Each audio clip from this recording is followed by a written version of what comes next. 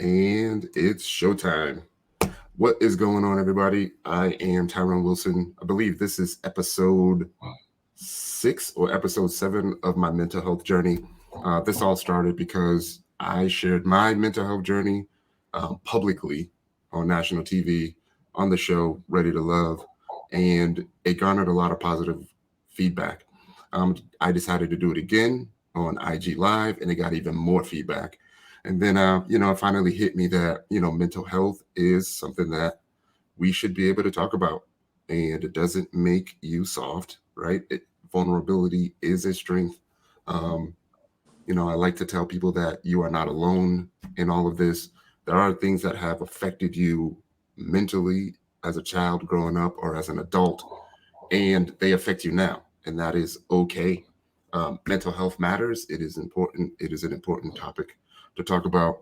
Today, we have Pio and Fernando um, to talk about their latest experiences. We also have Cornelius joining us. And first, before we even begin, I want to applaud you all, fellas, for being able to, to come out here, tell your story, uh, be vulnerable. You know, um, Obviously, I would never expect anyone to do anything that I wouldn't do. So, I shared my journey first. I talked about, a lot of things and how it affected me. So we're going to dive into it. With the fellas here, it's going to be a really, really good show. Um, got some surprises planned, so we'll see how that goes. So for the fellas, what we're gonna do today is we definitely want to keep the focus on mental health. Right? You may see some comments in the chat that pertain to the show. Try not to answer those. Just focus on the show. Paul, we can only see a little bit of your head, so you might have to wait. Bring it down a little bit. Everyone, while Paul's getting that straight, everyone in the audience that's here, I want to thank you all for joining us. You good? You good? You good? You good? So I'm happy that you fellas are here. Thanks for joining me. I know it was kind of short notice, so I appreciate it. Be short notice is kind of my thing lately.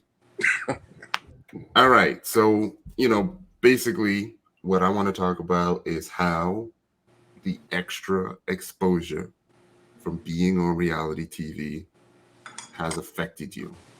And then we're going to dive a little bit deeper into some specific questions. We'll talk about some specific moments, in your life during the season, during the taping, that stood out the most to you and how you handled it, you know, how you are handling it now and what advice you would give to people after you, right? That's kind of where we're going to focus on. But if things come up as we're talking, we'll get it in.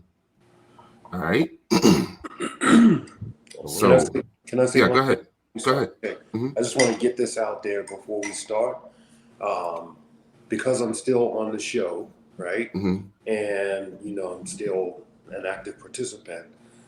There are certain things that I won't touch on, certain things that I won't really dive into, and we can come back and then revisit certain things that I feel may, not be able to be addressed in this moment.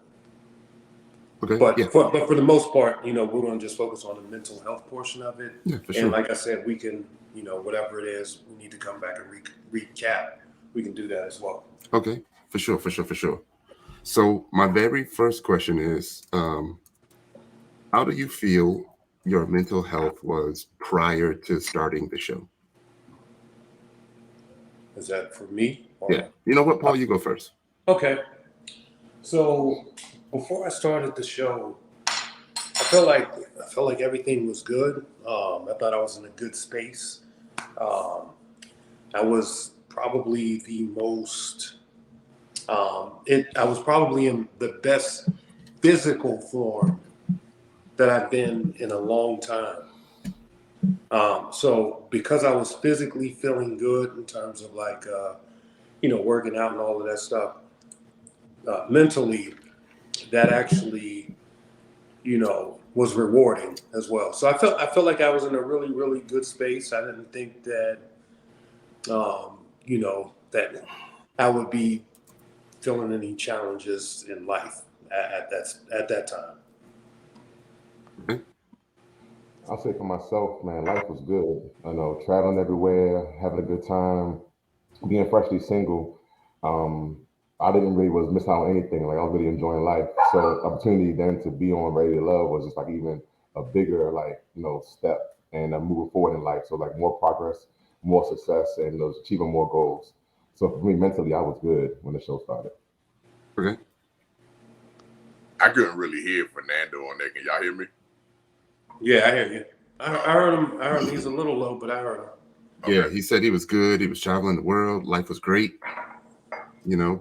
So he was good. Yeah, I would say same thing. I'm a big proponent of mental health therapy. I've been in and out of there. I'm not in and out of. I've been in therapy for a few years now. So one of my main things was always to put myself in a good place. Mhm. And over the years, I've learned to just control my own narrative as far as making sure I'm always mentally healthy. And if I do come across any kind of roadblocks, then I use some of the tools I've learned in that process to make sure I don't spiral in either way. So I think before the show, I was awesome. Okay, cool. So I mentioned that I wouldn't ask y'all to do nothing I wouldn't do. So I'm gonna try to ask these questions as well. And if y'all need me to go first, answering the question at any time, let me know. So for me, I was, I guess I was in denial about, my childhood traumas and stuff. So prior to the show, I was just getting over everything. Well, I was thinking I was getting over everything. So I felt I was good too, right? So we got a question that kind of touches on that a little bit. So let's move to this next question, right? So the next question is, where do I want to go with this? How are you dealing with the extra exposure now? So for me, it was like, well, I'll tell you this. I had a lot of airtime. Mhm. So, it was like one day life was just normal. It was like regular, normal, and I woke up and I didn't realize how big the show was. I didn't realize how much, how attractive the show really was, and many people were invested into it. And so for me to go from that and then bam, like I go outside and people are calling my name and I turn around and I don't know these faces. Mhm. Who I am was kind of yeah, that was a little bit jarring because if you're from where I'm from and somebody calls your name that you don't know, then sometimes you have to be prepared to to Yeah, handle it. yeah, right. Uh, So for me, somebody's like, "Yo, what's up, Paul?" And I'm like, "Do I know you?" Or like, mhm, got to put on the Bruce Lee hands, or you know what I mean, or what? mhm, Um, it was a lot. Like I didn't get any type of coaching or anything going into this. Like, mhm. you about to be on radar. So it was a lot. Okay, Cornelius. I would say I'm dealing with it pretty fine. I always tell people I've always been very active in social media, stuff like that. I've done some radio stuff, some TV stuff. I'm sorry.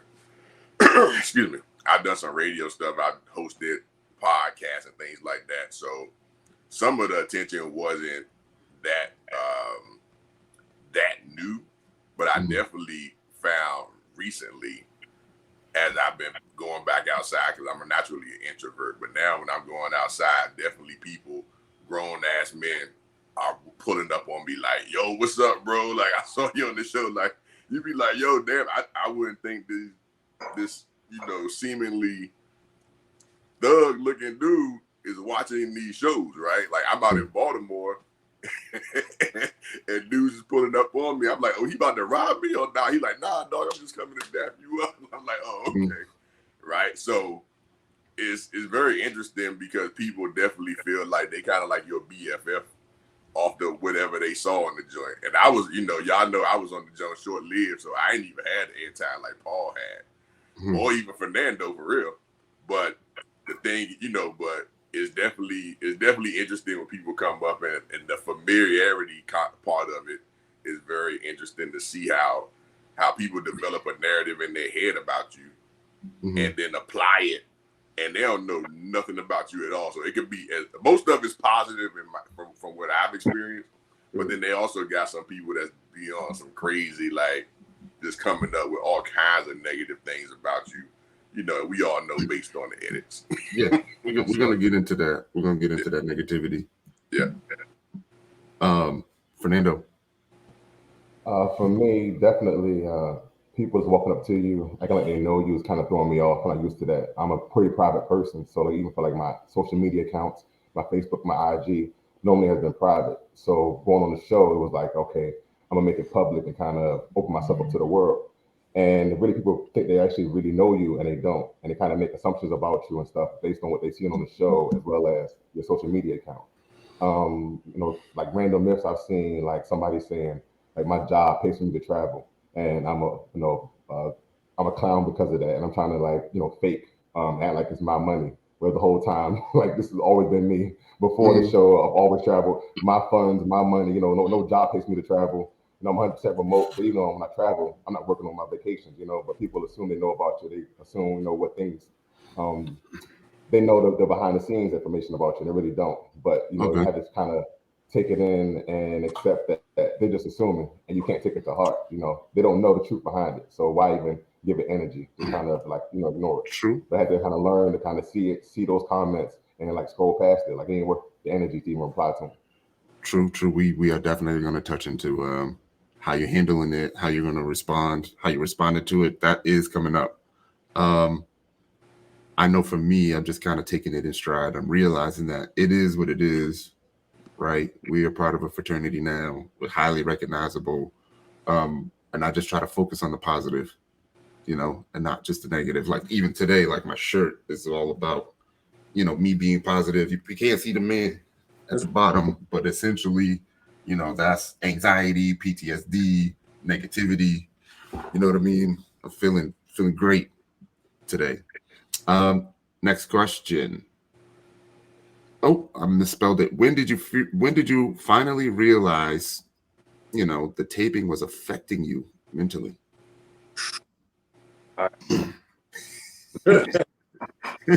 From the door, like from the first time I saw myself on TV, I was like, who is that guy? Yeah. And,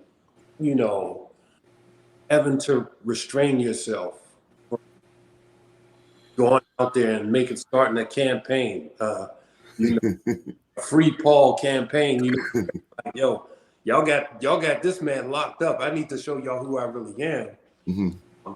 That was frustrating, man. Like I spent like days on days trying to figure out how I'm going to unhinge what they showed as unhinged. You know what I'm saying? And not being able to affected me. Okay. So, it was a point where I looked at that and there was several emotions that came out of it. One was outrage and rage, right? And the other one was like confusion. I was angry. I don't really think I went through sadness, but I definitely was. Oh man, yeah, I was hot. Actually, I ain't gonna lie. So, totally understandable. Yeah. Fernando, what about you? Oh, you muted, man. For me, I first realized it was like I never expected to be eliminated first. Just didn't think that would happen. So the time you put into preparing for the show, clothes, outfits, everything else, your look and everything, physically getting fit, and then getting eliminated off the first episode kind of had me messed up. So I'll be honest, like going home that night, stopped by a friend's place, we got to drinking, and I was twisted, and went to sleep, and I'm keeping 100.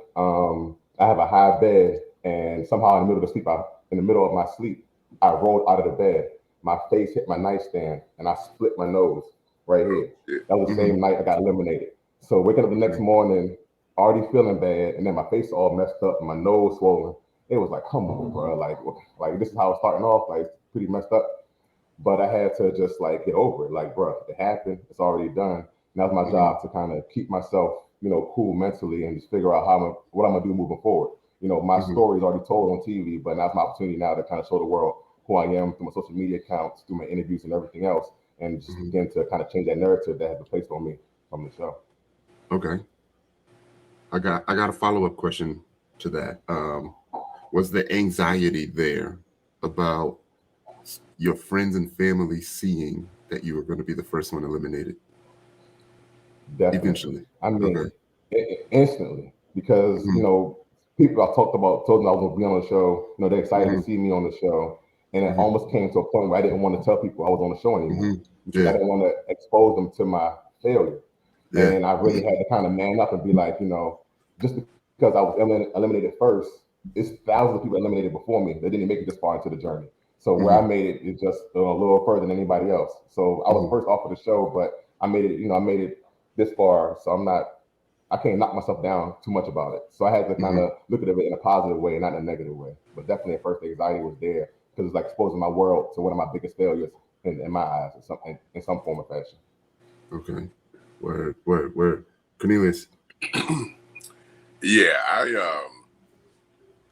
I kind of along the same lines of what Paul said, which is basically I like to be in control of my own situation, right? And so, we didn't get no previews.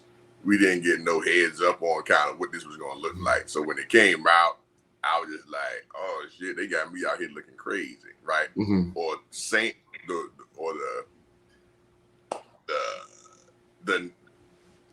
the perspective that was given, I felt just wasn't a accurate representation. And the fact that I couldn't, it's just not enough time in the world to kind of go and do that damage control almost. It's kind of how I looked at it, right? It's like, yo, what the hell was that, right? And now you looking at it like, oh shit, like, all right, so what should I do in this scenario? Because you got your people that know you, right? They know damn well that some of that stuff is not accurate, right? But for the majority of the people that are going to be seeing you on TV, they don't know nothing about you but what's presented. And the fact that I couldn't get to those people and say, nah, look over here too, right? Like y'all see that. And I always say, I've been telling everybody, it's still TV also, right? So, we got to factor that into the whole reality part of it, so it didn't really affect me too negatively because I'm like, I could cap back, talk shit, do whatever I want, right? But at the same time, that loss of control was just like really eating me up for probably just like the first week or so when it's new, especially because I came in as like one of the new people. And so, people that already developed, you see all the comments and all this shit and all these strangers just trying to roast your ass. Yeah. And so I was just like, oh, y'all want to roast? Oh, y'all don't even know who y'all fuck with. Right. We're gonna talk about that too. Yeah. I don't want to jump too early, but overall, it didn't really affect me negatively too much mentally. Honestly, it's just that I just wanted to find a way to also also put my version of it out there. So it was just that first week. Really, after that, I was pretty good. Okay. I haven't really told too many people this, but I'll tell y'all since we're all being transparent right now. I had an anxiety attack during the show. It was during that, the situation with Kerry. I think it may have been, prior to the first lady's deliberation. And all I could think about was the negativity and them kind of sharing all of my childhood traumas, amongst each other. And for me, they were all strangers, a week ago. So I'm thinking about a room full of strangers being like, oh, he might be crazy. He got PTSD. He was in the military, so he unstable. I'm not thinking about any of the positive things that they could be saying. It was just all negative, negative, negative. And luckily, my sister was there. I guess she was dropping off the keys or something, and I just asked her, I was like, am I doing this all wrong? You know what I mean? Like, am I fine? Am I okay? Like, is it going to be all right? We hugged, I cried a little bit. I even made a IG story about it, said it on Twitter. I was like, yo, I'm going to just be transparent. I had a goddamn anxiety attack today. The first one, probably like the first one ever in my life. And then that's how I knew it was like really, really getting to me. Yeah. Really. It's a lot. It's a lot to process that stuff. Just because, all the time we probably, we put in leading up to it, all the time you spent recording it, all the time you waited until it's released. So all that build up come up, and then boom, you see the final product, and you're like, oh, this is a lot going on because of the, people, this ain't real time, right? Okay. So people that just seeing it, they think this is new, right? But this been building up for months. And then now you see it, you're just like, yo, what the hell? Yeah, because you got the anxiety of the build up, knowing that you're going to start taping. And then you got the anxiety of the taping. And then you got the anxiety of them finally releasing the first episode. Yeah. And then you're all watching it for the first time. I know I had a watch party. And I was like, oh, shit. Right. Like, my first 30 seconds was not good. If you remember, like, my very first 30 seconds was not good at all. And I was like, shit, so this is how it's going to be? Right. When I watched your episode, I agree with that too, because I was like, who is this dude, right? Yeah. But then I keep telling people, like, because I've been watching reality shows forever, right? And I be thinking about how some of these, I've always said the black guys are always looking like real crazy, like even on some other shows, I was just like, where the hell they find these motherfuckers right here, right? Like, who are these people, right? Like, they could have found better representations almost, but now I'm like, oh, I take back everything I said. Those editors, boy, they got to look in a certain way that's not necessarily the most, the most progressive.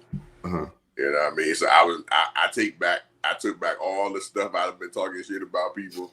I took it all back because I was like, oh man, that boy probably didn't even say that. Probably going through it, yeah.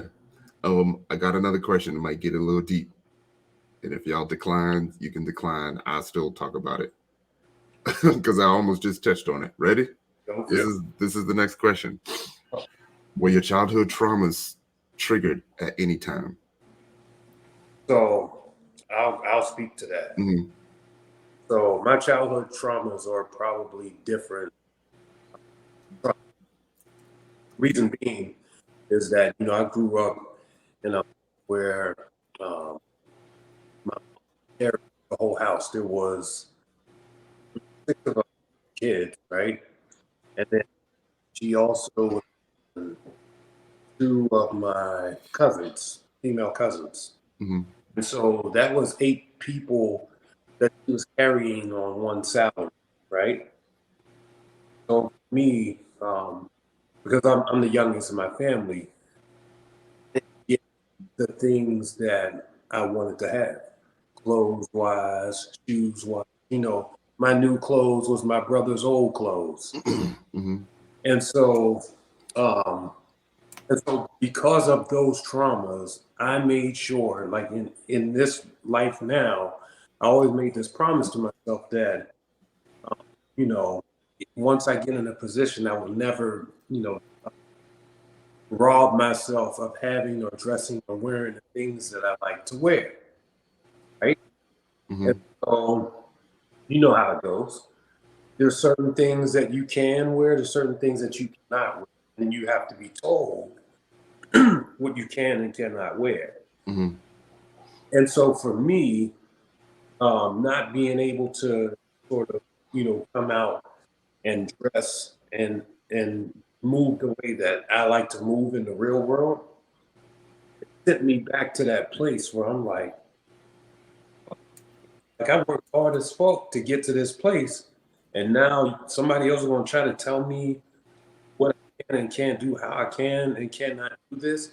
So, so sometimes there was that. Now I had this rebellion thing in me where I'm okay. We're gonna see, and so I would put my little sauce on it, or maybe I might come with the shit and then it don't be iron. And who cares? Mhm. Right. And I was set off, and even today, right? Um, I take pride in my fashion, and being able to do that. And Mhm. so that was taken away from me in that moment. It was like that left a real, real nasty edge. Okay. Cornelius, you want to comment on that? Not during the process. I don't think any of my childhood stuff was triggered. I had a lot of my things came from just being in an environment that was, unfortunately affected by, drug use and stuff like that for the most part, right? So, all of my other stuff has been resolved with me, where I work through my triggers almost, where I kind of approach things where I almost can just like get around them, Mhm. right? And it's taken probably about 3 or 4 years for me to get to that point where I can literally almost, and it's probably not the best move, but it's almost like a detachment issue, right? Like I'll just detach from stuff so Mhm. that I can I don't set the expectation that I'm going to be in some like kind of cloud nine ass happy place all the time, Mhm. right? So if I can set it right there, then I won't get disappointed. So I'd rather not be disappointed versus being overly excited. If that makes any sense, I'd rather just be neutral, and if it's awesome, it's awesome. If not, I already expected it not to be, or I ain't expecting for it not. You know what I'm saying? So, I don't think any of my childhood traumas were triggered that I could think of. I didn't feel that way during the process. I don't Mhm. right now. Mhm. So luckily for me, I didn't really have any of those. Okay. Do you feel like that's a fight or flight mechanism? Like that's a defense mechanism, so you don't have to embrace it, so to speak? That you just tell yourself you're good, even though you may not be? I think it's a little bit of that for sure. I think it's a little bit of that for sure, but most of it is just that I know I have to protect my own peace, right? And for me to do that, Mhm. I have to also understand that I can't control anything outside of me, right? I can't control these other people. I can't control the rest of the cast. I can't control the producers. I can't control nothing except for what I do and make sure I present myself in the best way that I know how, right? And as long as I'm satisfied with that, then the rest of it, I understand that it's going to be it's going to be too much of a heavy burden for me to carry to try to feel like I'm going to affect something else. So, or outside things. And so that, for me, puts me in a better comfort level to make it so that, I can reduce the amount of triggers and how quickly they come along and things like that. Mhm. And like I said, you know, I've always been a very laid back kind of nonchalant guy. But I'm even more so that now because I know that I have to control my mental stability and how much I hook on to things. because naturally I'm more emotional than I come off. My stuff is all in my head, right? Like I'm not an emotional on my sleeve person. I'm not like I'm not I don't exhibit a lot of the emotions that's actually going on. No, yeah, I feel you, because sometimes I may look serious, but I trust you on the inside. I'm having a ball. You know, I'm just observing things right now, but I'm happy. Right. You know, I get in and process, and I process it, and I try to also add my logic tree to it, where I'm just like, what is going to be the outcome, and what's the real, what's going to be the real beneficial of me letting this emotion affect me right now. Okay. Fernando, did you answer that yet? No, I have not. So I know I'm an overthinker, and even for work, I do analytics. I analyze information, analyze things. And so, think about childhood trauma. I was always worried about, somebody looking at the way I looked, the way I dressed, the way I spoke, and it kind of brings an anxiety for me. Always trying to think of how they feel about what I'm saying, what's their opinion of what I'm saying and what I'm doing. So being at the mixer, asking questions to these beautiful women I never met before, trying to think of what do I ask them that will seem like, I'm actually interested in them, as well as the audience watching it and them viewing me as an intelligent person, as somebody who is, doing the right things. But initially it's just like, man, am I asking the right questions? Am I saying it the right way? My speech, my delivery, how do I sound? And just even now, still dealing with those same feelings of anxiety, being on live camera. There's no edits, there's no going back, there's no replays.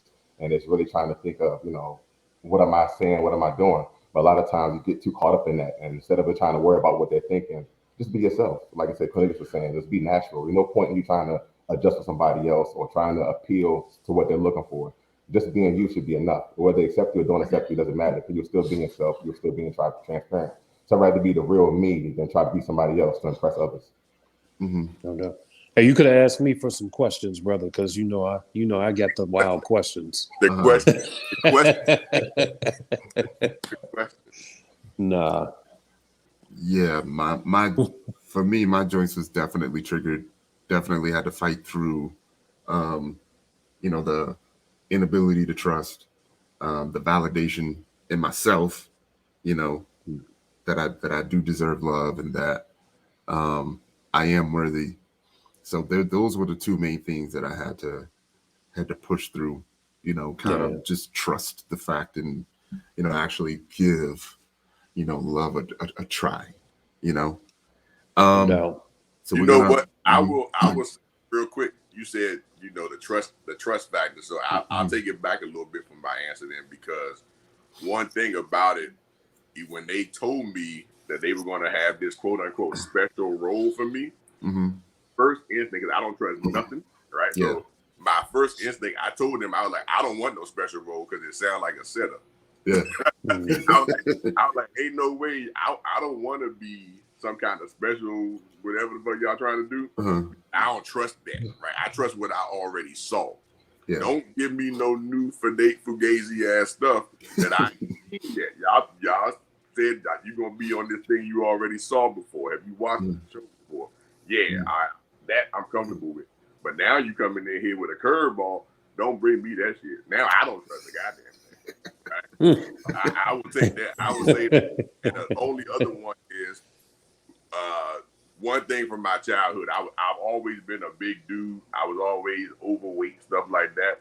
And so a lot of the stuff with some of the first comments, they were like, oh, this fat motherfucker pulling up his big ass jeans. And I was like, oh shit, that's how y'all feel, right? So I think that was a bit more triggered too. But again, I've been fat since 1980. I don't give a fuck about these people. They don't want that smoke out here, Right. All right, we got another one. What is a comment that sticks with you most? I'll say when a girl, like, just touching it real quick, the travel thing, her saying that I'm a fuckboy. I meant we're talking about like someone like maybe on social media that you see. Yeah, so that was a YouTuber, but that and me being Jamaican, and it's just that like you just realize they really don't know who you are, so they can say whatever they want to say about you, And there's no reason you're getting mad about the shit because they don't know you. They really don't. They don't do the research. They don't vet. They just talk and say what they want to say. And then others latch on to it, others don't. But it really doesn't matter. So just seeing comments that don't relate to me, especially just like I'm Jamaican, like I'm Panamanian. I said on the show I'm Panamanian. So if you just say I'm Jamaican, just like y'all not paying attention, y'all don't listen, y'all just say what y'all want to say, or y'all say what y'all think. So at that point, it's like, you know what? It don't even matter what we talking about. Like they just talking shit. Yeah. Paul, I'm gonna save you for last, Paul, because I know you was making okay. Yeah. you was making videos and stuff. Cornelius, what you got? Yeah, I mean, it's so many of them because, you know, I talk so much shit that a lot of the comments to me, I was just like, oh, I can't wait to clap back on these Bammers, right? Like, go at them, right? I think probably, I think overall, the comments that I see that are kind of like the standard ones, you know, based on what was presented was that, Cornelius isn't ready, or Cornelius is a commitment fool, basically, right? Like the way it was presented is that I was randomly I would get on this show and then tell all the women they shouldn't be committed, which was not the case at all, right? But I think that's probably the one that sticks out the most. I'm like, that's not my jam at all. Yeah. Right. And but again, I can't combat it was put out there, right? So I think that one, and also when they were talking about the funniest one was they said I was wearing farmer jeans on my first date. Areas. They was like, get corn. They were like, look at Cornbread coming up here with wilding in them wide leg farmer jeans. I said, oh, for real? That's how y'all feel. So I was like, y'all know my struggle because I got big thighs. I can't wear them skinny jeans like the rest of these boys. You know what I'm saying? So the fuck how y'all feel. You know what I'm saying? If y'all want to buy me some new jeans, y'all can send me the cash out. Right?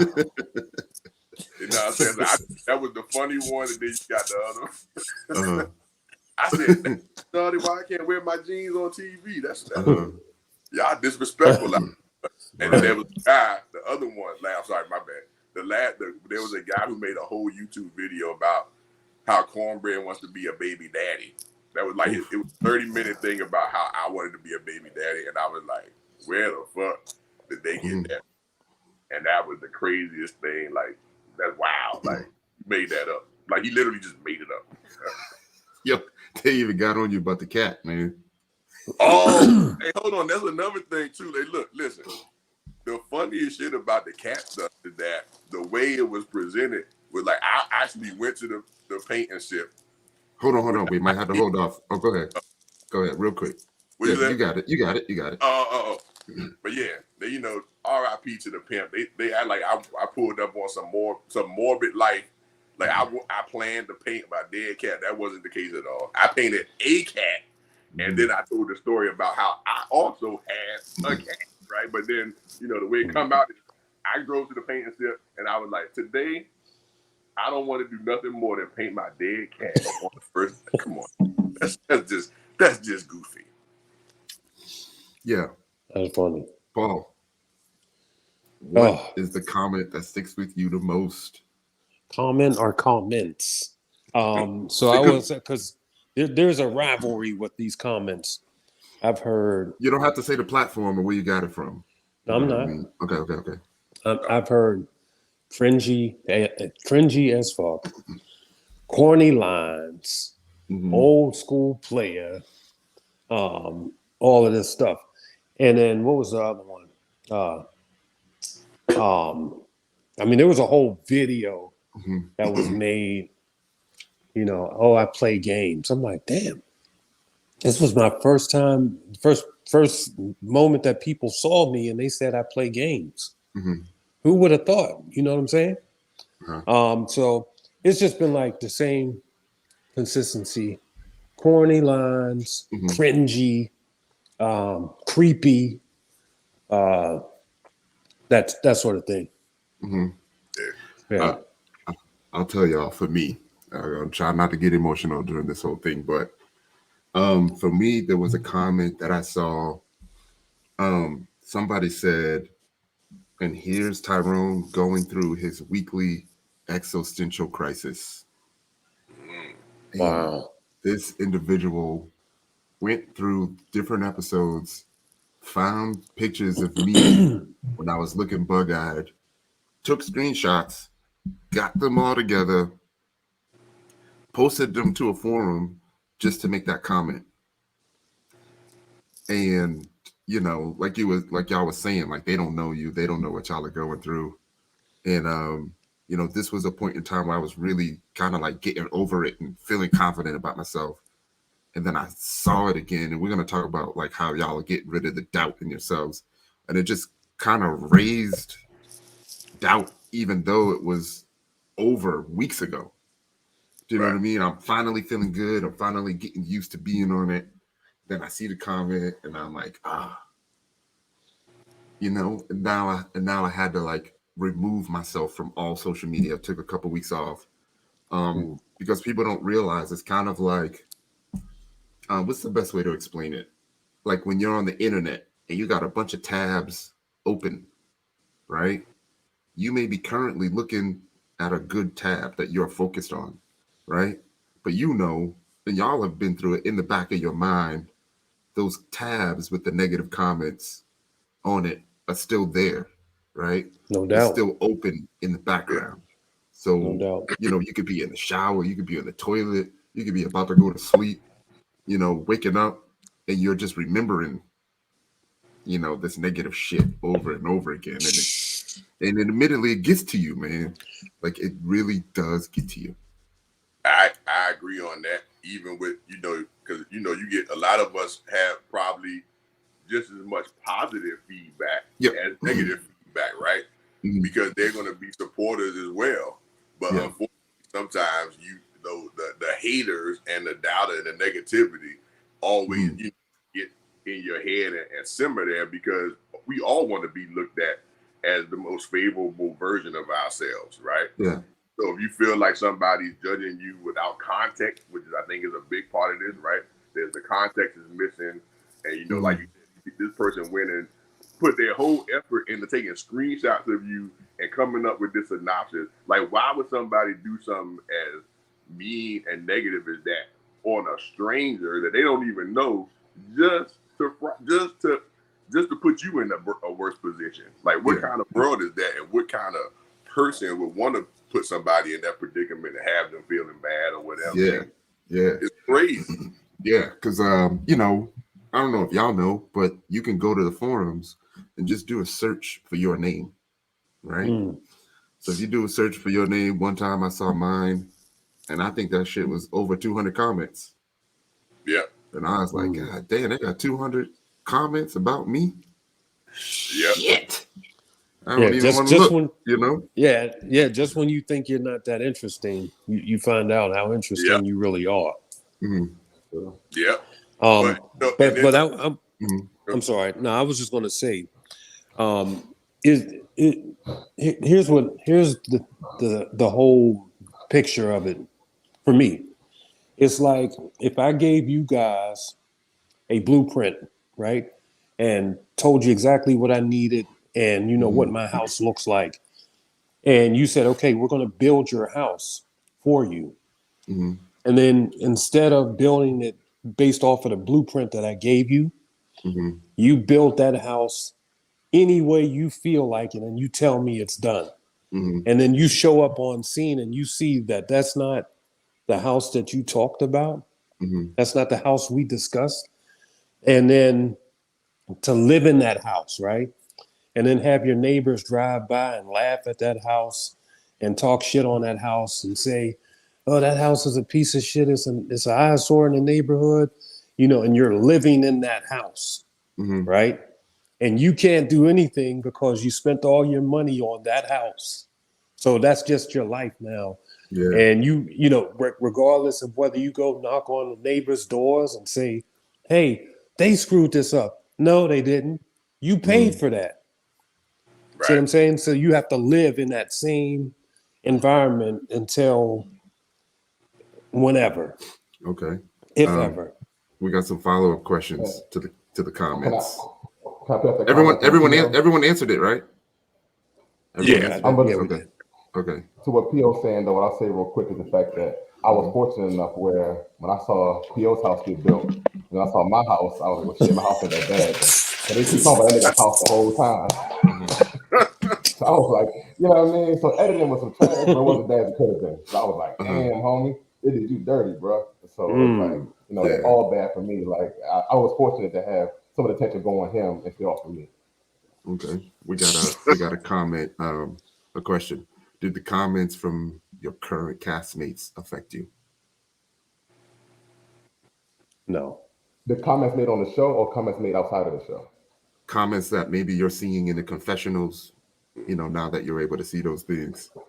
Comments that they may have made about you on the show. Yeah. I would say there's a comment on there where they show me meeting Keena. And then the next scene, they have Keena saying she don't like guys with big butts. And so the way it appears is like she's talking about me and me having a big butt. And so when it came out, she told me immediately, like, yo, I did not say that about you. It's a general comment that I made. I was just talking. But the way they put it together, it appears I'm talking about you directly. So like that thing kind of threw me off. It was like, I got a big butt. Like nobody would say I got any butt at all. But you know, kind of want me to appear like a bigger person. So to add to that narrative, they do that. Yeah, I agree with that. You know, when I saw some of the stuff based on the fact that I had already talked to people, you know, I had conversations with them. I knew how those actual conversations went. When I saw the final edited product, I was like, I can't take this seriously because I know from what I just did from my perspective where I was like, you know what, I know I didn't say that, right? That context. So I'm assuming this other person, you know, this other castmate didn't say that in that context as well, especially if they went on that smoke. If they would have said that in my face, I would be like, all right, but I know even just with the energy that they were giving off, the interaction we had, that they probably didn't say it like they presented it on, you know, on the show, like on the final product. So, but for me, I was able to tamper down anything that I felt might have been offensive or anything like that. Because I'm like, she ain't say all that. I was texting her the other day. Or, you know what I'm saying? They say that. Would have said that, she wouldn't have sent me this text. Right. So, whatever. Like, I'm gonna not let that affect me from what the public sees, right? Because we all know behind the, you know, all camera, behind the scenes, all that stuff, how those conversations went in real life, right? You know, they taking 2-hour dates and putting them into what, two minutes maybe, max. So we know damn well all the context is removed, and they just gonna get whatever they need for that little sound bite that's gonna get people to say, "Oh, Paul ain't shit, Cornbread ain't shit, Tyrone crazy." All this stuff they want these people to actually say. They gonna get it because they know that's the hook, right? And we know that. So I'm not gonna go and I'm not gonna pull up on Joy and be like, "Oh yeah, motherfucker," right? Like, because I know Joy ain't say that. I know Joy don't. Right. Yeah. So that's how I tampered it down, just from looking at. I know I ain't say it. They probably ain't say that shit either. Right. I'm gonna answer that. Did everyone answer? No, I didn't get an answer, but my answer is no. No. Period. Just no. Okay. Hey, that's your choice. Okay. Fernando, did you answer? Yeah. All right. I'm gonna answer, but before I answer, I'm gonna bring in another guest. Oh, you ready? You ready? I'm gonna bring in. Here we go, Tommy. I'm gonna bring in another guest. Tory. Hey, what's good, Tory? How you feeling? Hey, I'm gonna answer that question, Tory, and then we can then you can answer that. Give you a couple seconds to think about it. Okay. So the comments. So the question is, did comments from castmates affect you? For the most part, no. I was good, but then there was a point where I did get affected a little bit, you know, because I didn't come there to hurt nobody, right? And I was doing my best to try to live it true, you know, but, you know, y'all saw the situation with me and Kerry. And then I saw in the ladies' deliberation, and, you know, Kerry was talking about a conversation that we had. And, you know, she said I just sounded cold, you know, during the conversation. And that was one of the things that stuck out to me because, one, it wasn't an easy conversation for me to have. I felt like I was doing the right thing. I felt like I was, the first person to, to even mention something about being true about your journey, how you're feeling. And, I think Cornelius just touched on it. Like, we literally just, like, we had a conversation about it. And it didn't come off that way to me, right? The way that, she had originally responded to it. So, like, watching it, I was like, oh, man. Because that definitely wasn't what I was trying to give off at all. So, Tory, you could just jump right in, man. Did comments from castmates affect you? Honestly, just the ones with the false narratives have, but for the most part, the comments so far with the castmates haven't too much affected me. Okay. I really have had a bad relationship or a bad comment yet that I've seen from a castmate. I know Carmen had said something about my locks, but it didn't bother me. Everybody has their own personal choice. Okay. Yeah, and the only thing was just maybe this recent episode that kind of threw me from aloof, but Okay. at this point, it is. Okay, we could touch on that in a little bit. Thanks for that question, Marriott. The next question comes from S. Breezy. And that question is, and y'all can be honest, y'all can be honest about it. Do y'all have any issues with previous castmates making comments about you or your castmates? I don't Previous. think about me for real. Nah, I really haven't heard anybody say from the previous cast anything derogatory about me yet. Because we still got 6 or whatever. Yeah, I mean, admittedly, I do review panels. Sabrina's on here. Me and Sabrina review the show almost every week. And I think the very first one I was on Kojo, Little Black Book. And I say some things, but I say them based off of what I'm seeing, right? Because I don't know y'all, I haven't hung out with y'all or anything. So I'm just speaking what I'm seeing. I focus on the dudes because I'm a dude. So when I see something that's different, I say something about it. Right.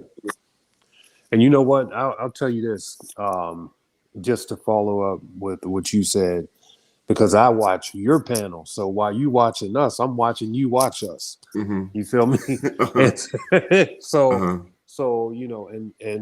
I've heard when I've heard so much negativity about myself, right? With regards to not you, but with regards to other people, other seasons or whatever. And you said, nah, I don't know. Like, I don't know. I'm still Team Paul. Like, you know what I'm saying? I think he's going to turn it around or whatever. And in that moment, I was like, okay, this is what I'm talking about. Don't prejudge. Don't prejudge shit. Figure it out. And you know what I'm saying? But I think from the door, a lot of times what people are doing is the show or reality TV, let's just say that. I'm not even going to talk about Ready to Love. I'm going to say reality TV in general, right? What they do is they give their audience learned behavior, and that starts from the door. So what they do is they teach the audience who to hate, who to like, who to have mutual feelings for, and who to feel shaky about. They're teaching you that from the door for story building purposes. I know this because I do that work. And so when I saw myself and I looked at my story, I'm like, okay, so this is what they teaching them. And there's a couple of things that I saw, like for example, I'll just say this.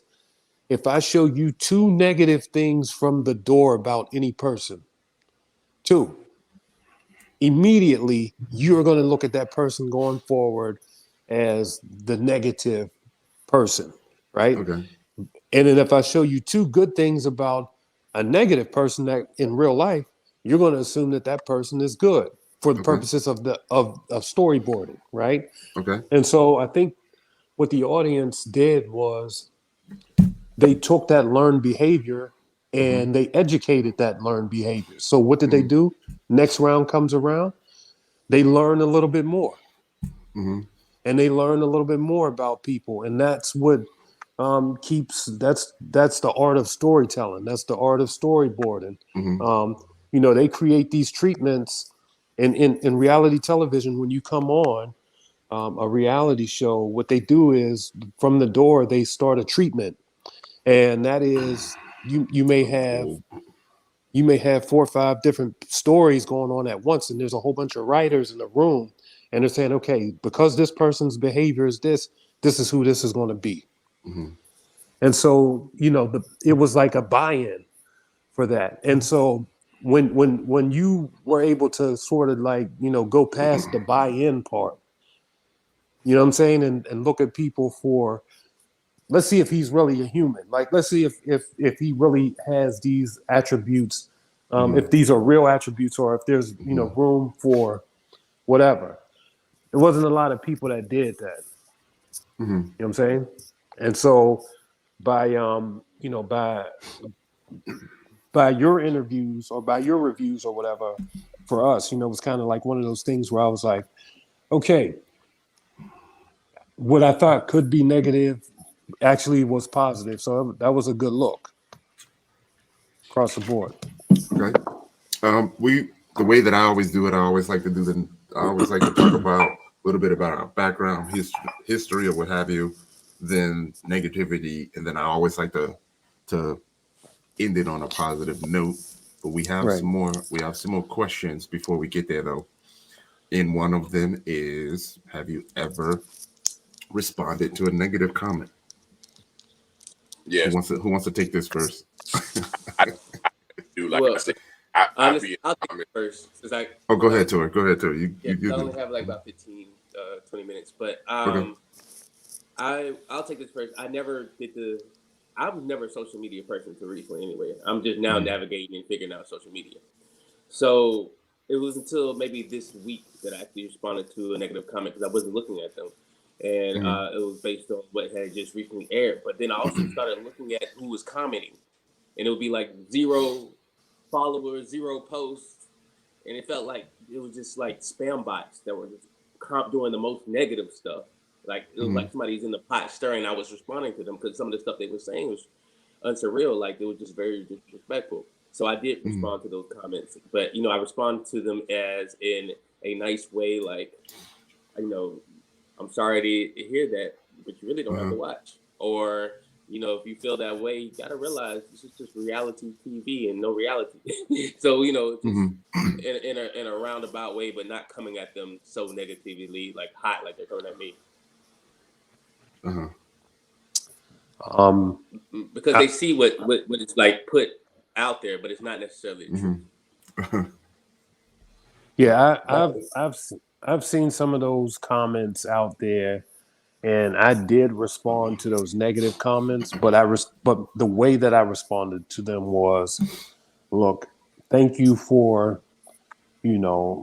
following my journey, and because folks make negative comments because they're invested in the show. If they're invested in the show, that's what people want. And I'm just like, thank you for following my journey. And hopefully that, what you see may later on, maybe that'll turn you around. Who knows?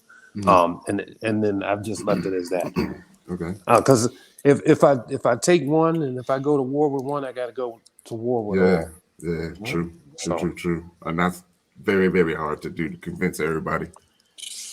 Who didn't answer that yet? Fernando? I mean, I'll say, listen, I'm Fernando on a TV show, but everybody at home call me Savage. So this social media shit, y'all want to be savage on there. Like, I will embarrass them. I'll go through your profile pictures. I'll talk about you, your kids, everybody. I don't care. I don't care. No cut cards, no filthy names. So instead, I ignore all of it. I don't reply because y'all can never beat me. I wish I could beat me. So see what you want to say. I could care less. I'm Gucci on my side. I definitely, I responded to a couple of them, but then I just realized that it's gonna be too much, right? Like it's too much work. So I've done both. I've done kind of like the Paul approach where I was just like, hey, you know what? Good looking out. Thanks for making all this content about me. You should invite me on your show, right? I'll tell you directly how I feel. You don't got to do no kind of you don't got to do no assuming and all that. And I've also fried some people. I was like, I know you fucking lying with them dry ass lashes. You better get the fuck out of here with all that. Hey, and I you know know, you. you know, I know you ain't he's talking about me. stupid. You ain't talking about them dry lashes leaning to the side. Oh no, man. You better go play with somebody else. Okay. Yeah, so let me just say something real quick while we're on that subject, because J Dub's in the building. I saw his Subject though. yeah, I saw his thing. So he said he likes how I responded to his negative comments, and that's true, because I take most of the time, you know, I'm always watching J Dub, and I take his comments and I put that shit on my page and I laugh at it. I mean, it's funny because I get it. You know, he has a job to do. We all got, you know, jobs to do. He breaks it down or whatever. And to me, I don't take it personal, but you know, you have to be able to laugh at it as well. And that sort of takes the air out of the fact that you get injured. Yeah. Yeah. Yeah. So working backwards, there are people who have done vlogs about me. When they have the positivity, I always reach out and be like, thank you. But I normally just keep it short.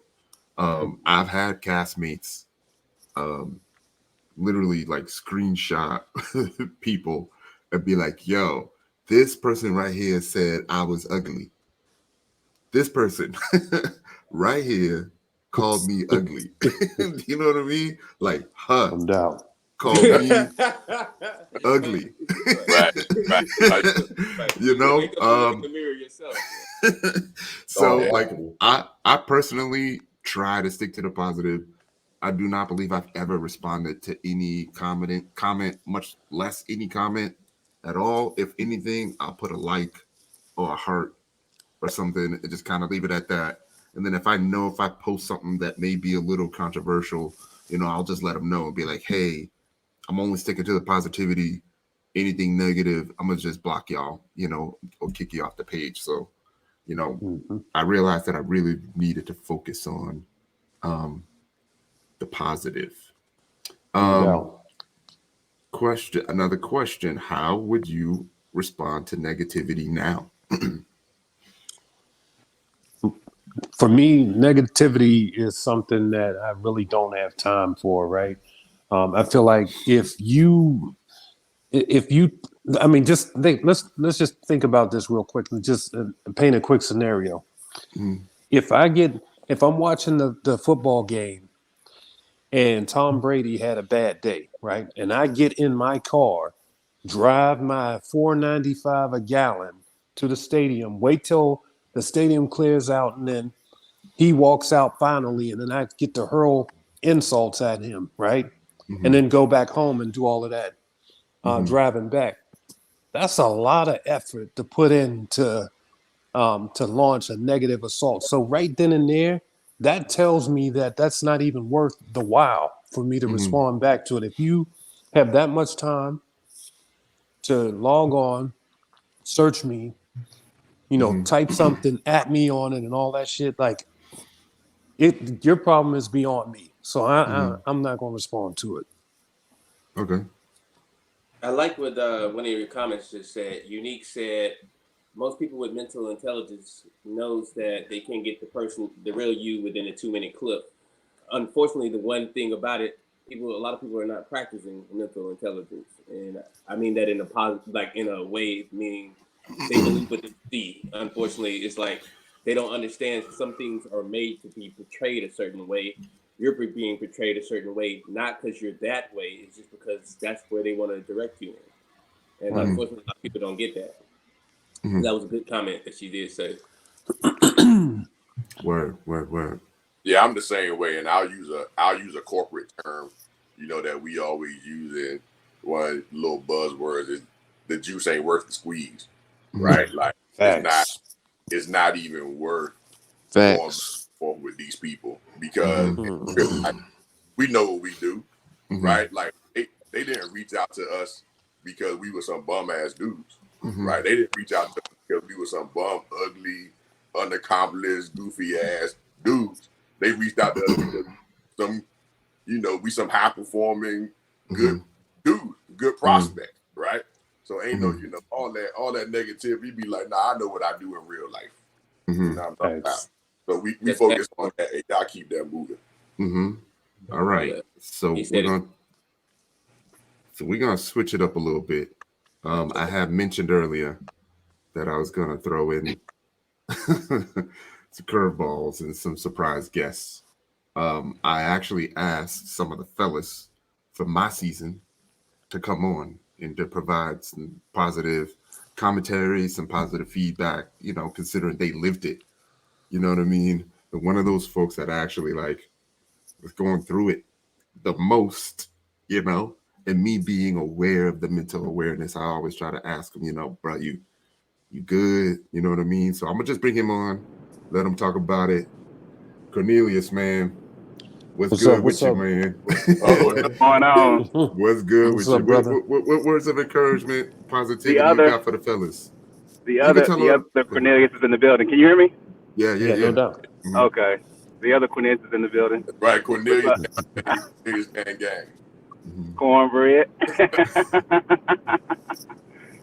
What's going on, y'all? How y'all doing? Chilling, man. You got some words of encouragement? Yeah, man. Some advice? Yeah. Man, the biggest thing, and I was actually talking to Tory the other day. We was on live the other day. The biggest thing I would say is definitely, I will say this is a cliche that men that we don't do, is to really seek therapy. You know what I'm saying? During this time more than ever. Really, honestly, before we got on the show, we probably should have been doing therapy, but definitely now, while the show is still going on, even afterwards, I would say go through therapy. And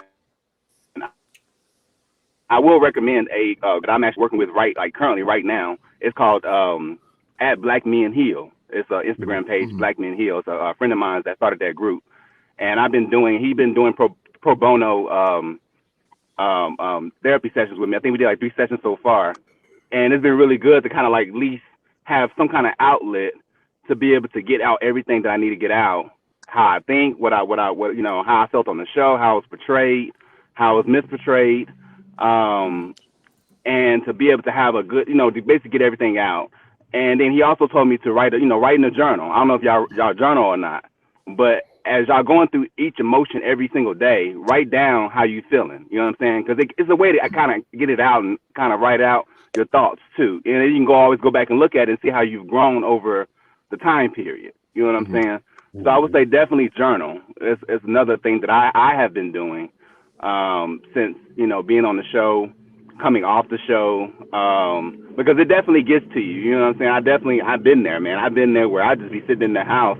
I mean, there was a whole weekend, man. I probably didn't leave I didn't leave my room. You know what I'm saying?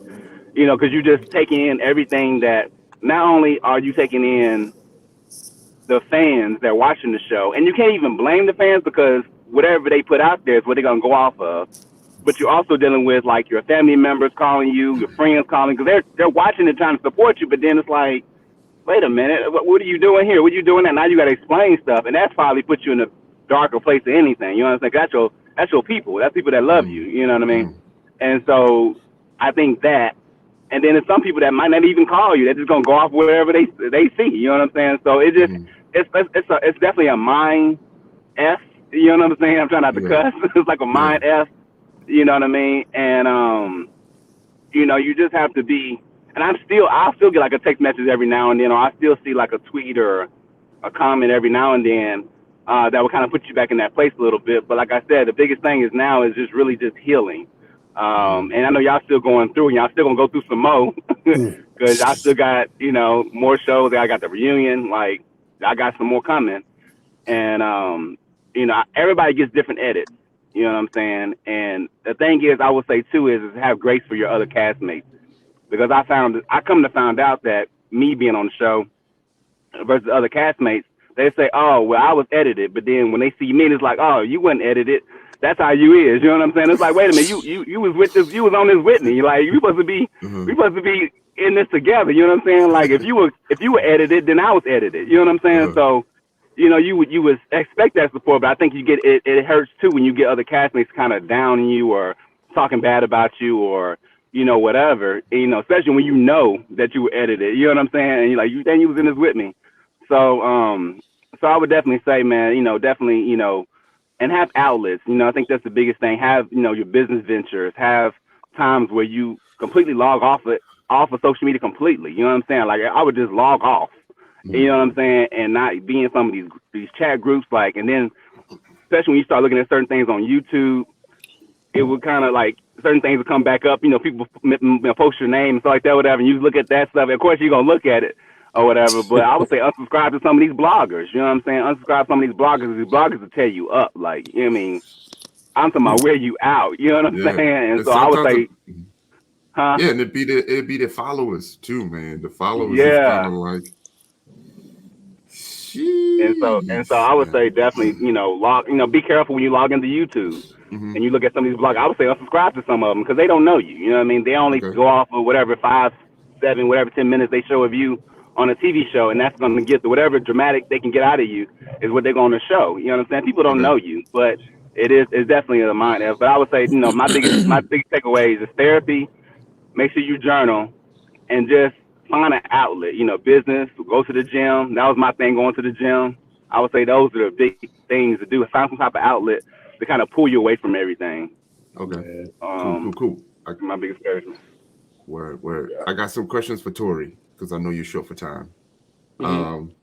So Tory, one is a 2-part question. How are you dealing with the extra exposure? Because I believe you missed that question. Tory, how are you dealing with the extra exposure? And I'll let you answer that one first. Honestly, just that's a good question. A very good question. I think I'm still coping with it because it's like I always lived a quiet life. I really wasn't a social media person.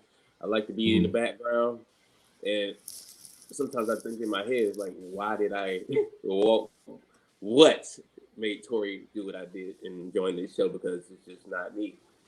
And how I've been dealing with it, honestly, is just, I'll be man enough to say I've been in a standstill for the last few weeks. Like I just kind of figure out what direction should I be going with this because I didn't have any underlining, motives and stuff like that.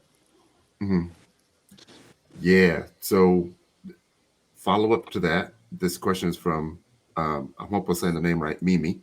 What are your expectations for coming on the show? That's a follow-up question, Tory. My expectations of coming on the show. That's a good question too. I thought it would be a little bit something different from like where you are dating in DC, like how DC dating is I thought it was going to be a little bit different process and a little different opportunity. And I was fast tracked on this program when I was reached out to. And so therefore I didn't get time or do the due diligence that I should have before joining the process. I would say that. So my expectations was, meeting somebody that was, meeting a partner.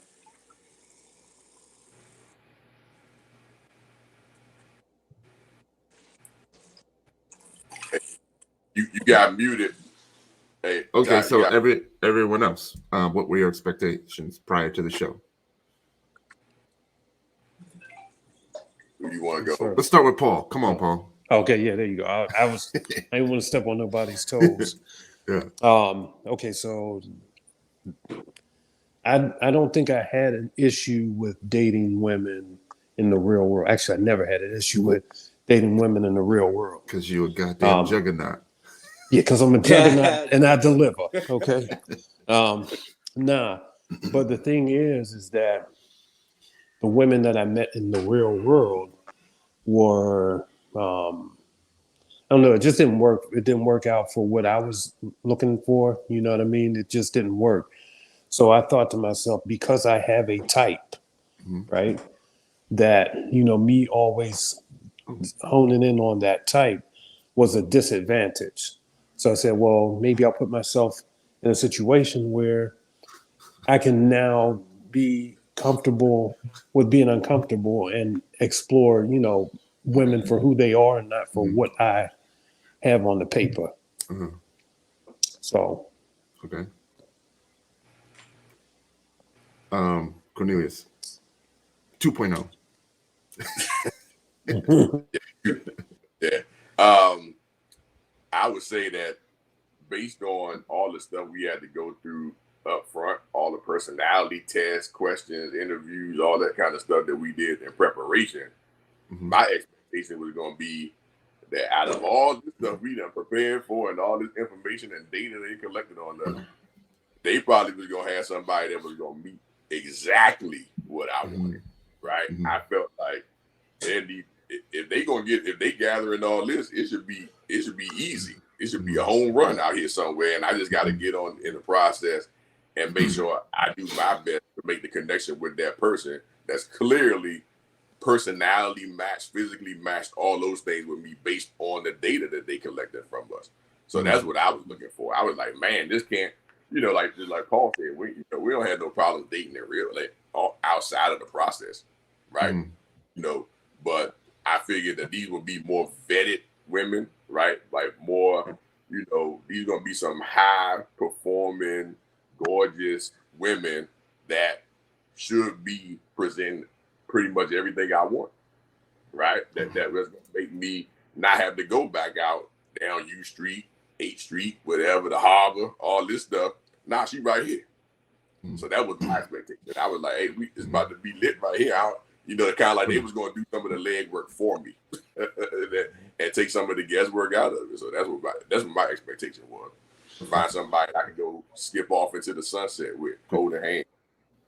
Real quick, Cornelius about to jump off. Cornelius, you got any last words? Cornelius 1.0. What for the? I would say I kind of, my same sentiments. I definitely kind of what he, with other Cornelius was saying, basically, like, you're thinking that you're going to meet women that you might not have met otherwise, and so that's the reasoning why we even went on the show. I didn't go on the show for exposure. I didn't go on the show for, I was already getting exposure previous to getting on the show, so that wasn't the goal. So it was really taking in the journey and trying to find somebody that I might not have met otherwise. And I actually did. You know what I'm saying? And so that, I would say that's the positive end of it. But all of the negativity and all that, it definitely can convolute it. So that's why I said, therapy. therapy, man. I know that's not a big thing in the Black community, but I would say that's been the biggest help thus far. So. Word. Thank you so much for joining us, man. All right, man. I see y'all, brother. All right, brother. Tory said he got to roll out too. Tory, you got some real quick words for the people, or anything you want to say for the people? I would say, just when you have judgment against the people that you're watching, take a little bit more time to look at those clips and just see how the conversation is flowing, if it's genuine, if it's flowing properly, if you see little choppiness and stuff like that, and just kind of have an understanding for these individuals, like, myself, P.O., Savage, Cornbread, Demetrius, and everybody on here, and just realize that you're not always getting the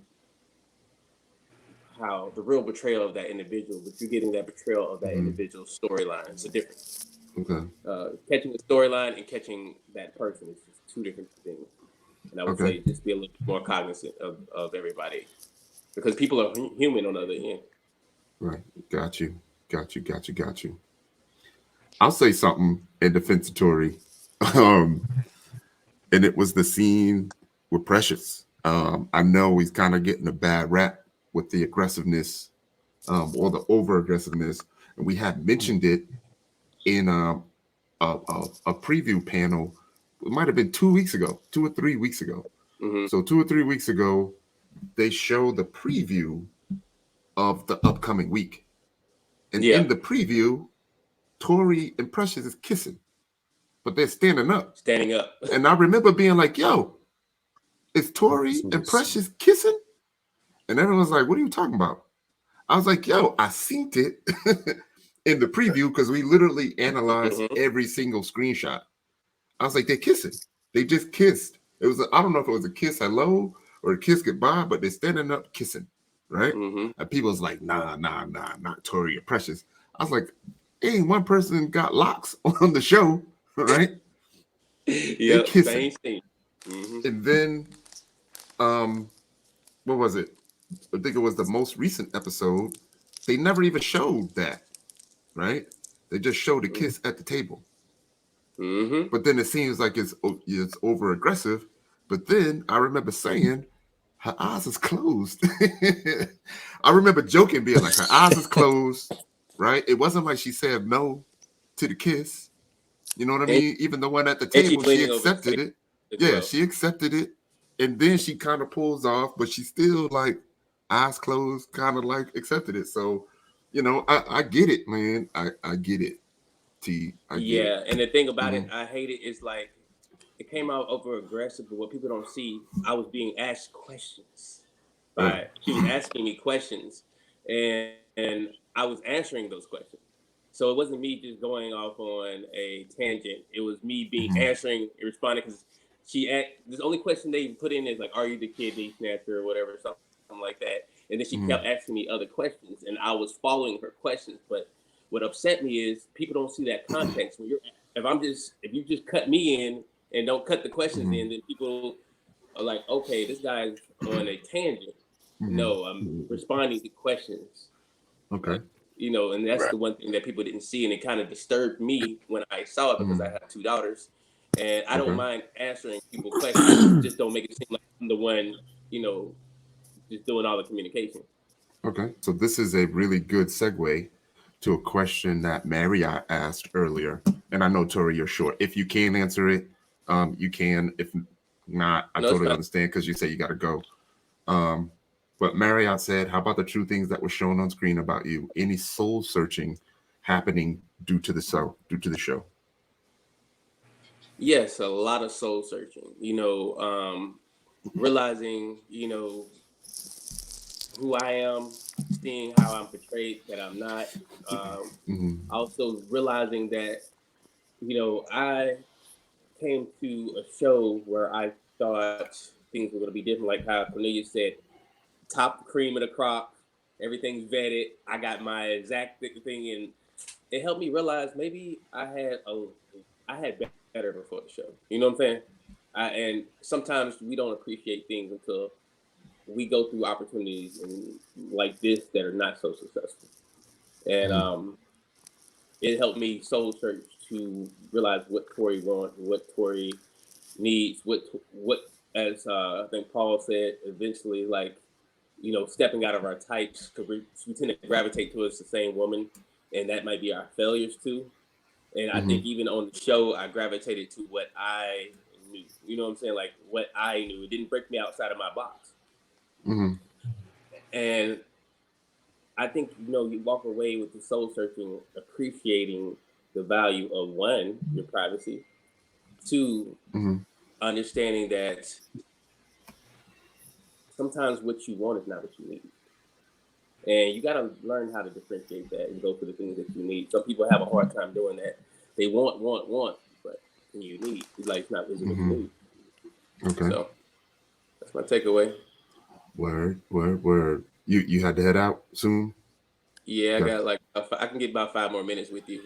My daughter's ready to go, but 5 more minutes if you need it. But if not, cool. We want to hear what Fernando, Cornelius, Paul have to say about that question about the soul searching.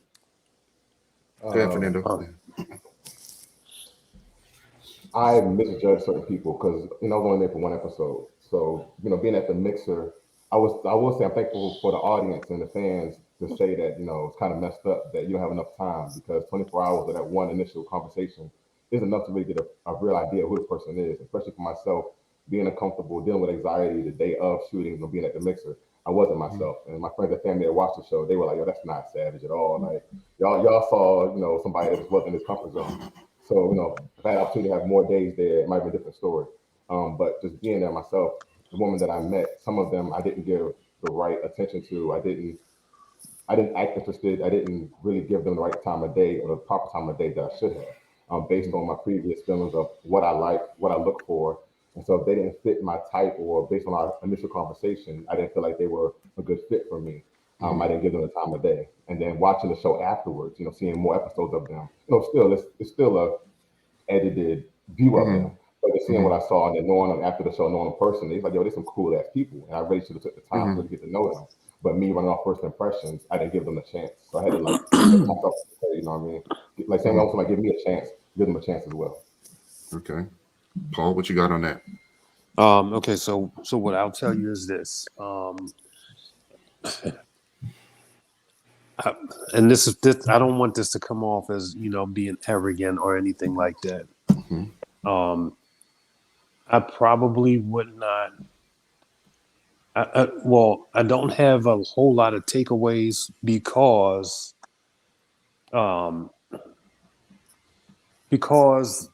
the fact of the matter is that who I went in there as, right, is not translating well on screen. So if I looked at it from the viewership's lens, there's probably a whole lot of shit that I could say, I need to fix. But the way that everything, literally, like the way that I've done everything on there, there might be one thing that I might have fixed, and that would have been I probably would have paced and not been as assertive, right, as I was in certain situations. But at the same time, you sort of have to be assertive in that moment. But in the real world, I wouldn't probably assert so much at certain times. But what I will say is like from the mixer standpoint, the things that folks have seen, especially the conversation that I had with Ace, where it was like, oh, you ain't even give it a chance. That whole entire thing was it. And they did a damn good job. I will tell you that they did a damn good job. But at the end of that night, it was just a whole different thing. I could just tell you that, and I will say that, as harsh as it may look from that day, I wouldn't change anything with regards to that day.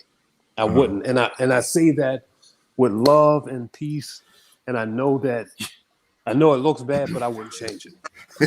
Right. Okay. Cornelius.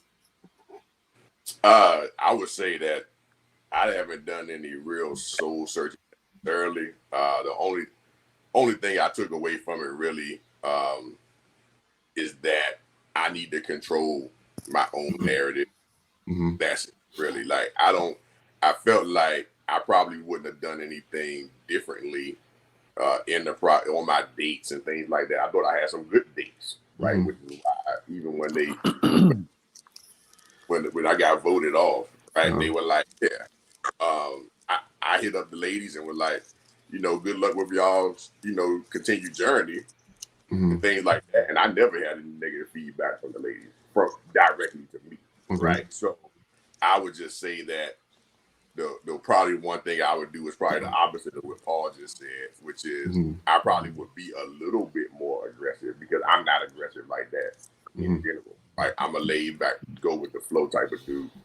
But I probably would be a little bit more assertive and just make sure that people get to know me. But again, I don't think in my opinion, I just didn't have enough time to develop those connections, especially considering, I can't fall in love over ping pong. You understand? So there's that, right? So Right. I thought that it was, but as far as that, I probably wouldn't too much soul searching. Nah, not really, because like Paul said, I know who I am. I know who I am in real. I know who I am off camera, and again, it's still TV. I feel you. I feel you on that. Like for me, I did a little bit, because it's like what you like and what you don't like, and what's going to work and what's not going to work. But in the end, do you really? Because your asses is still single. now. Right? Like if you had the answers, you wouldn't be here.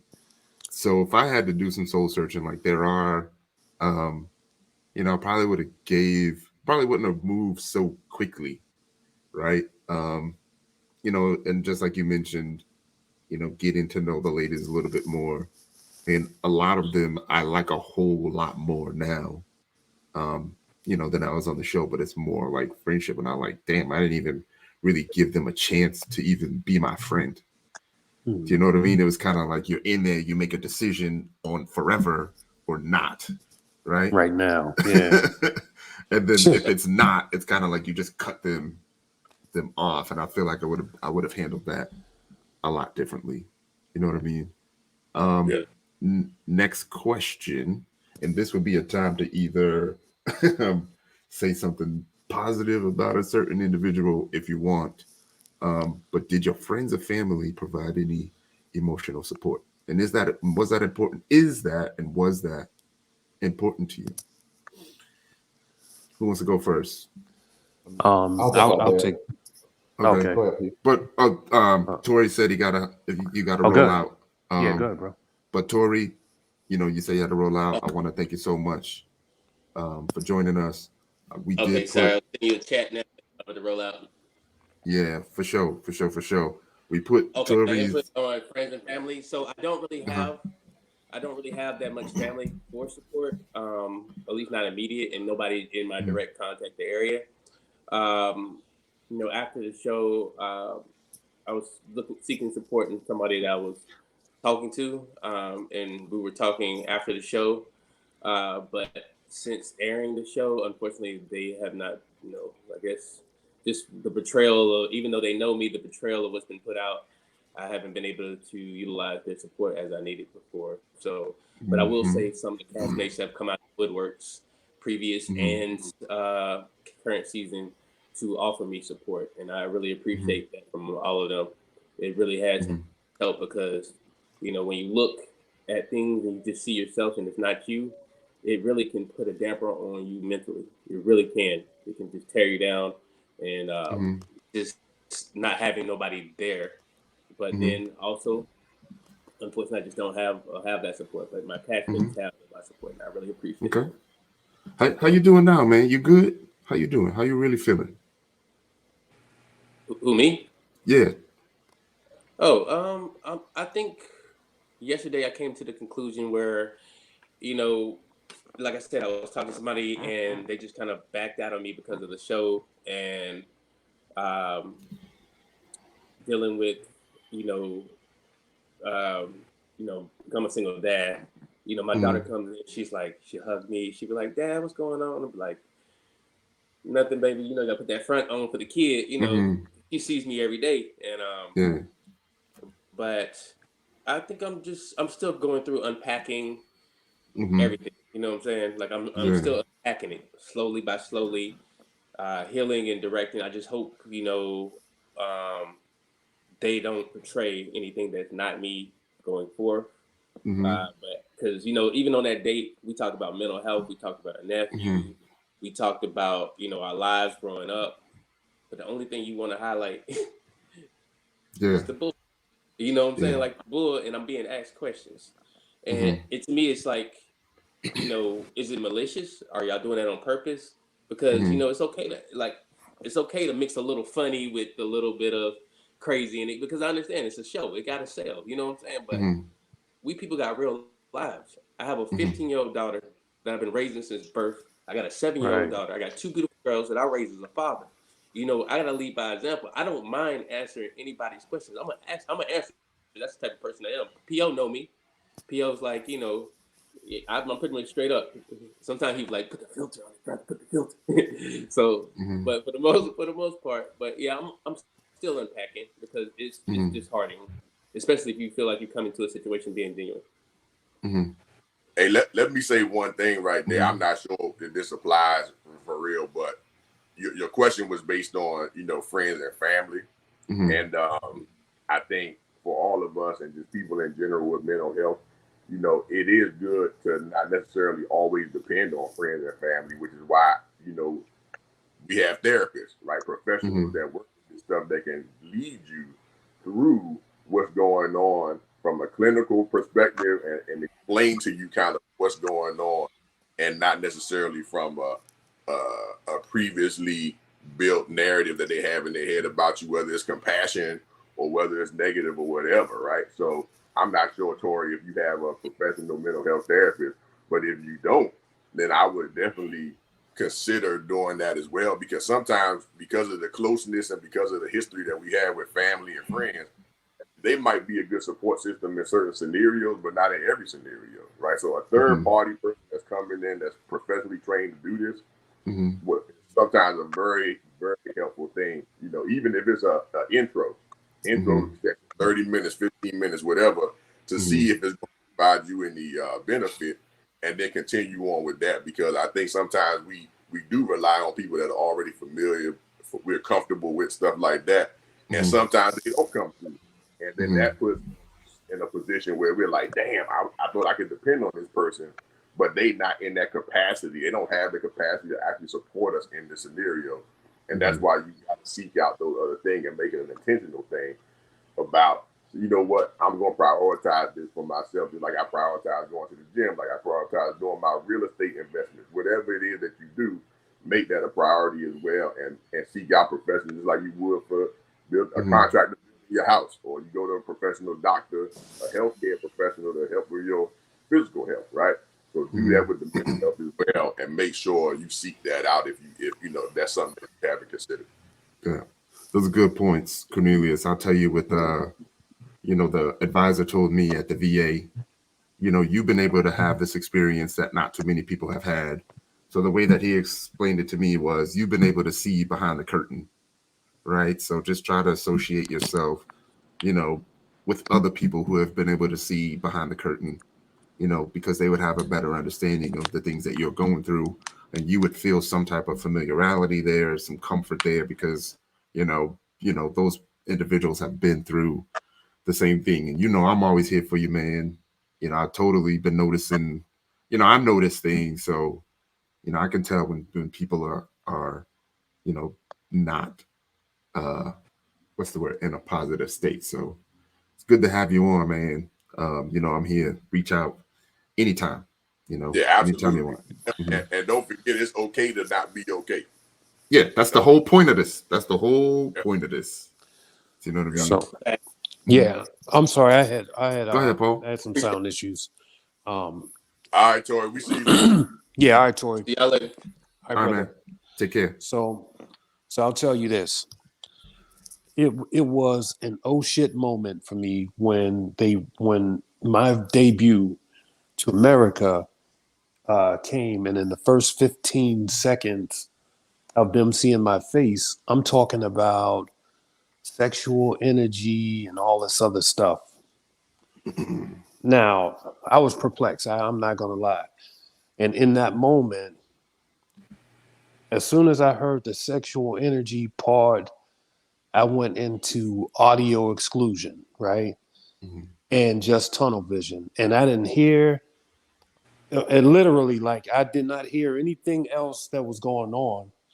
And I was like channeled in on that one statement that were my words, but not my statement. Right. And so, you know, for me, you know, first things first, I start thinking about my daughters, right? You know, I'm a man that I was raised. Hold on, we're gonna get to that. We're gonna get to the part about you. Okay. I'm sorry. My bad. No, you're good. All right. Well, so in that moment, anyway, I got calls from my sister, like at the next day. My sister, and friends and everybody, and it's like, what was that? Like, I know they did something, because that ain't even how you roll. You understand what I'm saying? So it wasn't even, I didn't even have to ask for support. Everybody just showed up like, yo, what the fuck? Like, that ain't even you. You don't even talk like that. You don't even talk that fast. You know what I'm saying? And the way that they was making me roll, like I was on a roll with it. You know what I'm saying? They like, that ain't even you don't even roll like that, bro. Mm-hmm. And so so they came and they just showed up in that respect, and I knew that I was, I don't know, it was like I was just blank for a minute, like what just happened here? You know what I'm saying? And I was stuck. Like the next day I woke up, I was stuck. And then I got a little bit more stuck. And then I went into the land of Black Twitter. And you know how that goes. You know, you sliding down a razor blade hill and landing in the alcohol river, you know, just burns. So yeah, that whole situation was just like, it was hard to peel myself out of that rut. I'm not gonna lie. And my first thing, you from the streets, you like, okay, I need revenge. Uh-huh. Who want what? You know what I'm saying? Who want what? But you can't, obviously you can't take that approach, but you're trying to figure out a way to save yourself. Mm-hmm. And if you don't have those folks coming to you, if I didn't have those folks coming to me like, nah, we know that ain't you, right? If I didn't hear that, and they came with a different opinion, because these are the people that matter to me the most. Had they have joined forces with the other folks that don't know me, that would have really probably taken me down a really bad path. So, just having those lifelines, throwing those lifesavers out to rescue you, that was like that was clutch. Okay. Did everyone answer the friends and family? I didn't have a moment yet. I'll say what stands out to me is a comment or a statement, and it's those that matter don't mind, and those that mind don't matter. So people that are saying things about you that are negative or just strong conclusions about you, they don't matter anyway. And those are my life, my friends and my family. They were supportive from the off jump. I mean, they called, text, everything. And friends of friends, family members reaching out to their coworkers and other folks letting me know, like, hey, bro, everybody's seeing the show. So we got your full support behind you. Like, you went out wrong, they presented you wrong. A lot of them felt like my love wasn't there in the first place. So to hear those things come from other people and those folks, letting me know that yeah, you're good. And on the other side, having fans from the UK, from Africa, from Australia, reaching out and just being like, yo, I seen an episode and man, I wish I could have seen more of you, and it's kind of messed up how you went out. It's just like, all right, it's not just my bias for my friends and family, but those that don't even know me, seeing how it's presented and still supporting me. So all of that, just like I ignore the negativity, I have so much positivity behind me, I have so much support behind me. What other people are saying doesn't even matter. They're irrelevant. Yeah, and I definitely got all of my family and friends who even knew about it or still find about it till this day, right? Who don't even watch reality TV. Somebody else told them or stuff like that.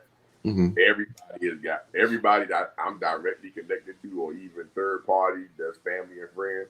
They've been very supportive. They've been trying to ride it like, I'll fuck that bitch.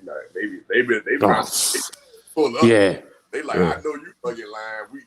That's my man, right? Like, nobody. All of my family and friends have completely been supportive, and like they call me up, like, "You okay? You good?" I'm like, "Yeah, we good." And I'm not suffering for my end, right? We know about those 3, 4, 5 months in advance, right? I'm not time, but I appreciate everybody checking on me and stuff like that, just in case I was going through stuff, right? Okay. And but everybody definitely had all positive support, and I appreciate it. Okay.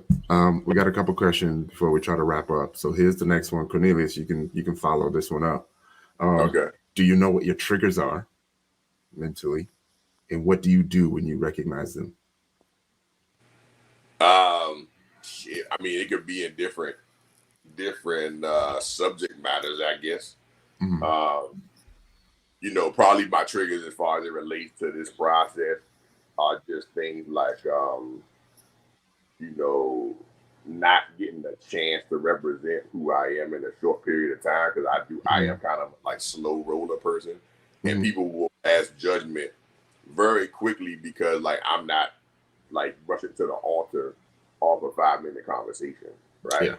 I think that triggers me a lot too, because I am a process person. I'm an analysis person. So I do need a little bit of time to be like, yeah, you cute, but I need to like you too.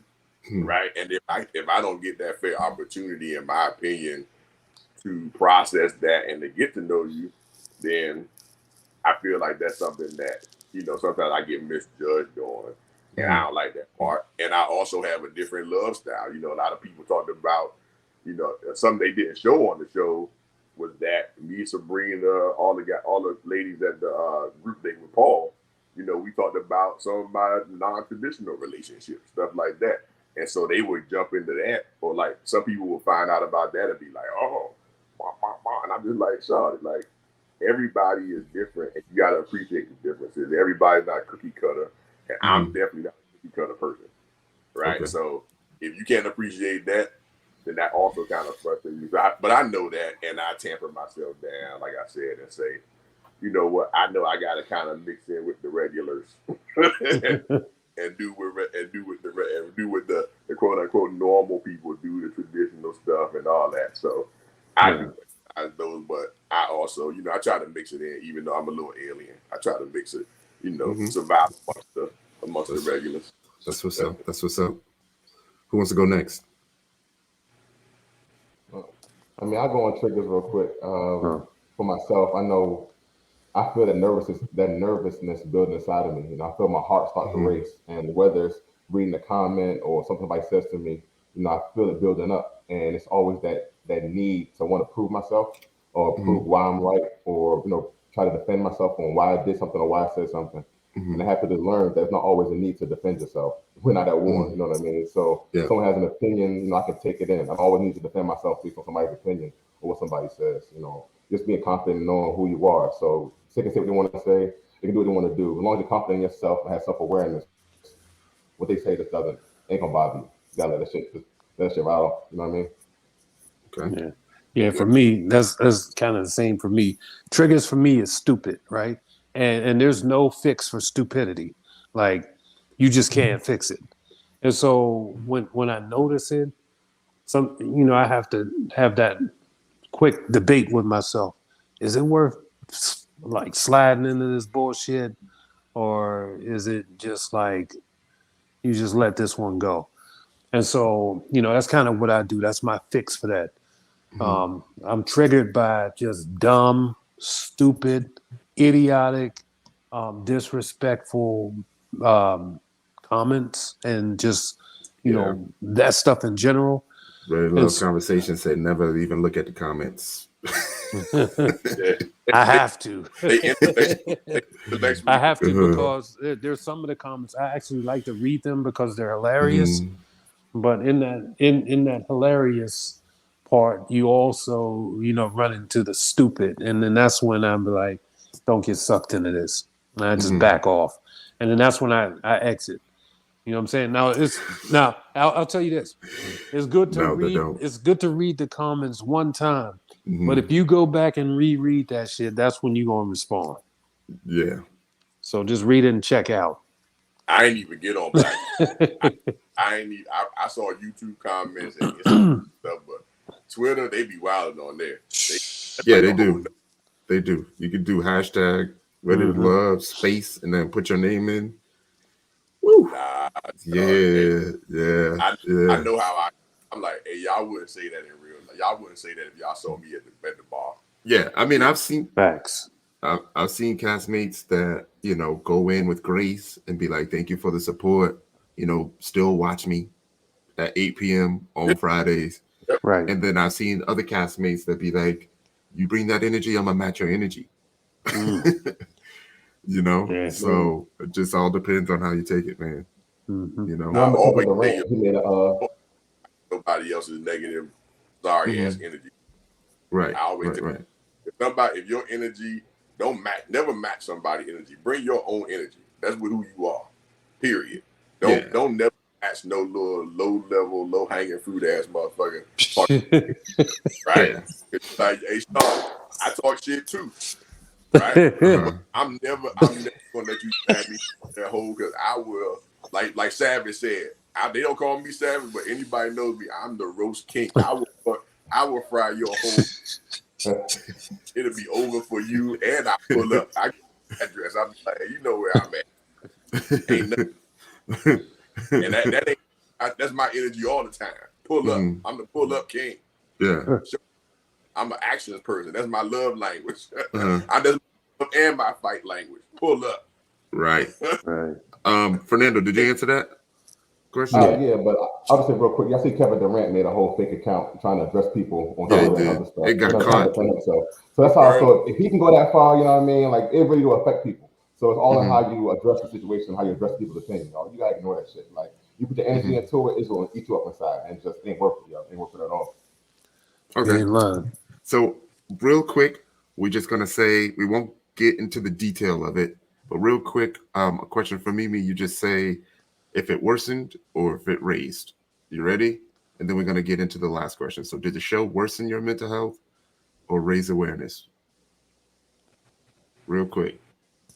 I would say for me, raised awareness over worsen. Okay. Yeah. Cornelius? I'll probably say that I'm the same. I'm the biggest mental health advocate. Like I said, you see on my shirt, right? Protect your mental health. I didn't really move the needle on mine personally, honestly. Okay. Fernando? I took a positive. It was like I said, from the feedback that I got, you know, I mean, I was fortunate where I wasn't on the show long enough to really get dragged. So it was awareness for me. I'm good. Okay. One last question, and I'll let y'all go in whatever order y'all want to go in. This is the last question. Who are you? Okay, well, let me go first. I am not the mailman, although I do deliver. Okay. But no, I am a professional male, right? I'm also a music producer. I've worked with various mainstream music artists. I've produced music videos. I have a multimedia company. I do documentaries, films, short films, things like that. I am a father. I have 2 daughters, 2 women that I raised. I am who I would have them subscribe to as a partner, right? I think that the imagery that I put forth for them is how I would love to see their relationships shape as it relates to men. Based off of course, a 40-minute episode. I don't think you would get that from who I am. But I am also a brother, a very supportive brother. I was raised in a house with mainly women. My mom raised me along with 6 siblings and 2 of my cousins who were females. So I'm the youngest in my family. And, at times my sister is probably watching right now. I saw her pop a comment up there, but, she'll probably say yeah to this. I am the youngest in my family, but Aisha? No, April. Okay. April. Okay. Yeah. I'm sorry. Yeah. Aisha was on my mind. No, so it's all good. So yeah, so I'm the youngest in my family.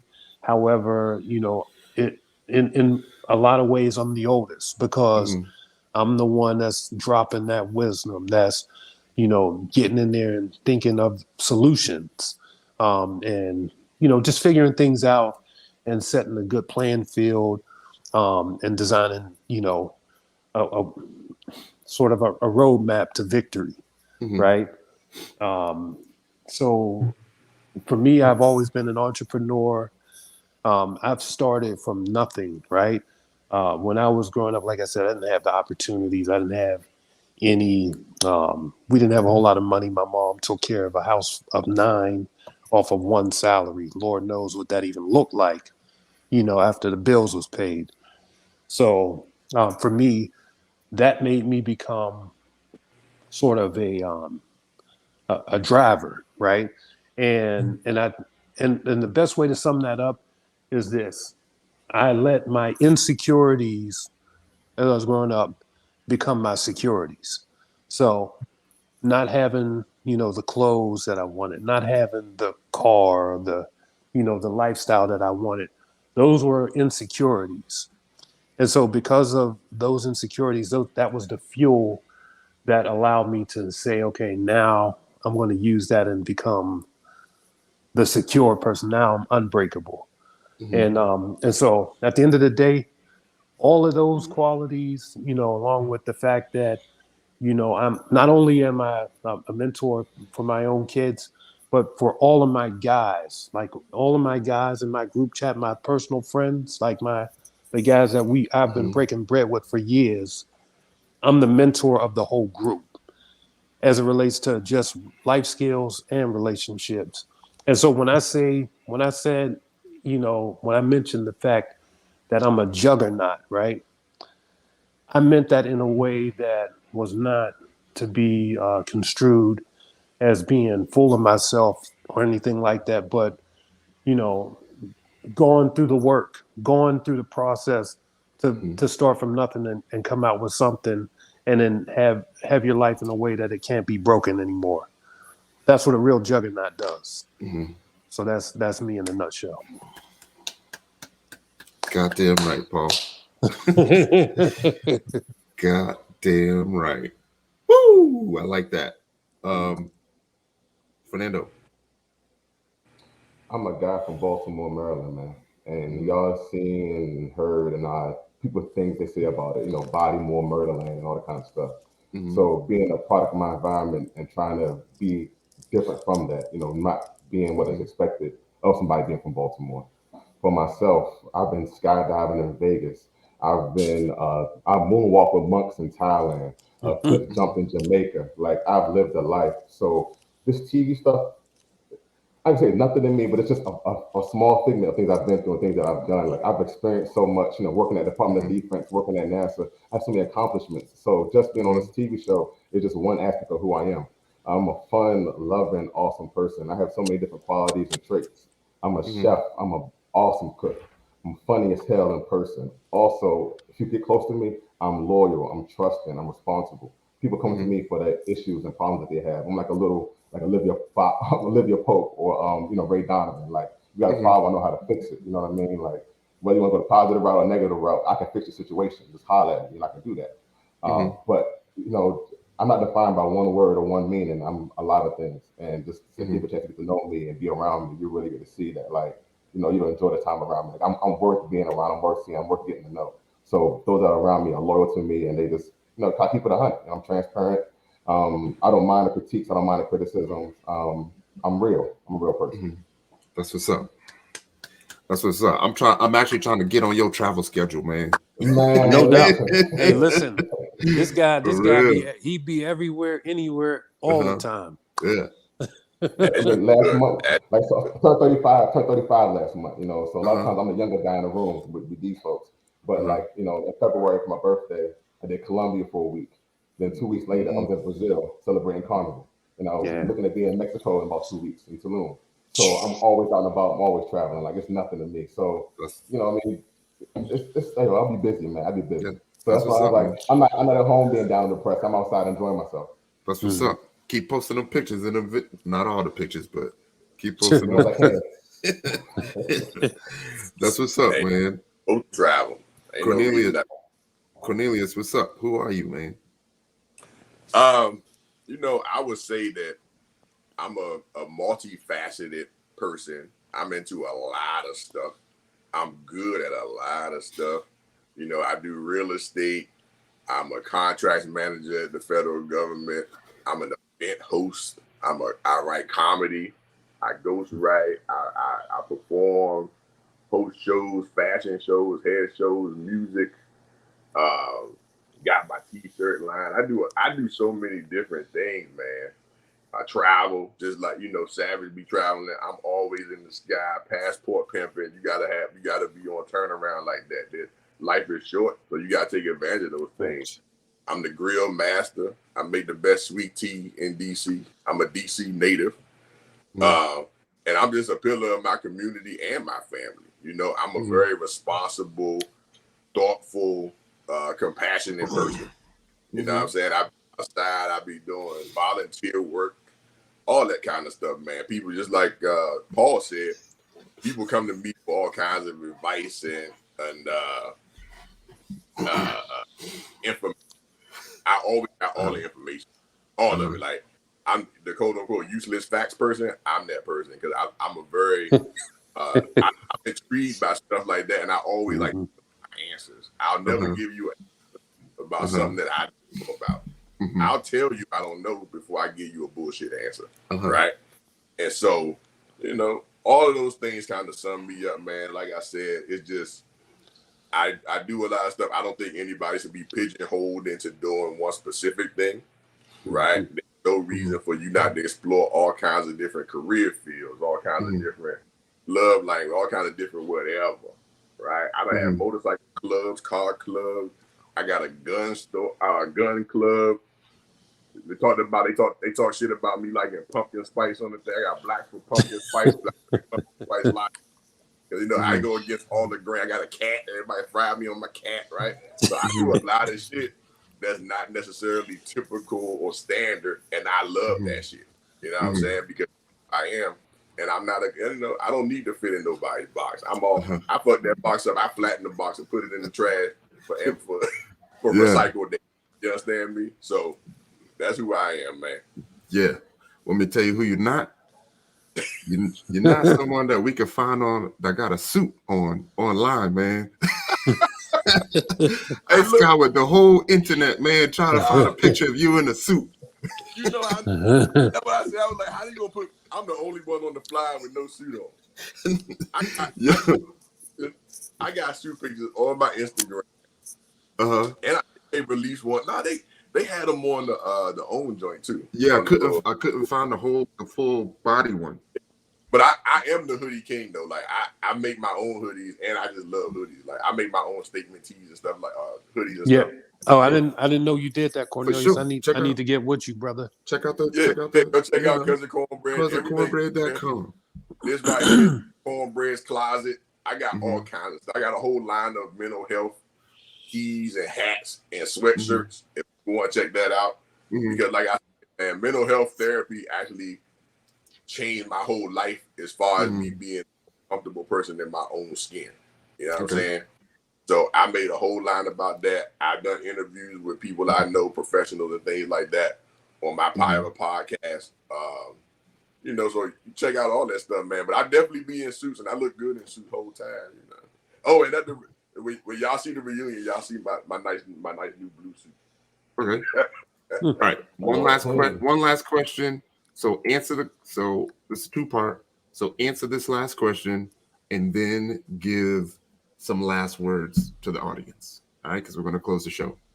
All right, ready? This is the next question. What mental advice would you give to the Miami cast? Because they're going to be up next. Okay, so for me, I would say this. Know exactly what you're signing up for. Be prepared to look totally different at some times than you normally would, and understand that you're allowing them to create the character that they want you to be, and as long as you're okay with that, you probably will do fine. But if you're not okay with that, then you need to start your therapy now, because it's going to hit like a ton of bricks.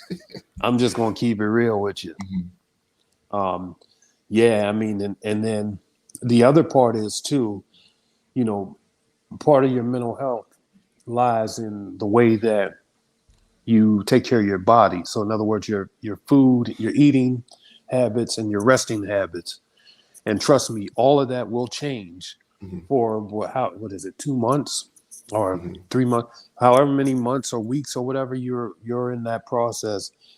All of those habits will change, no doubt about it.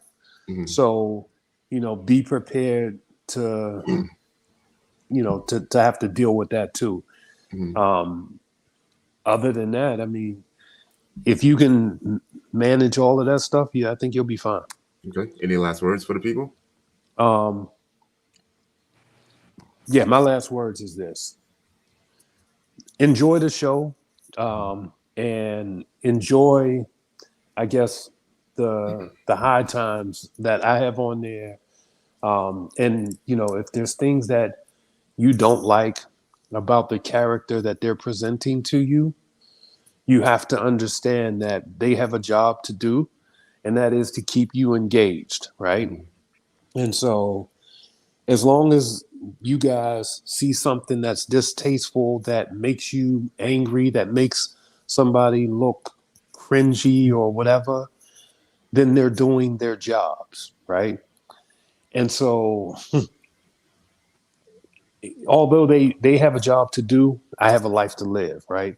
So all I ask is that you, until you have a conversation with me one-on-one, then you should only believe half of what you're seeing. All right.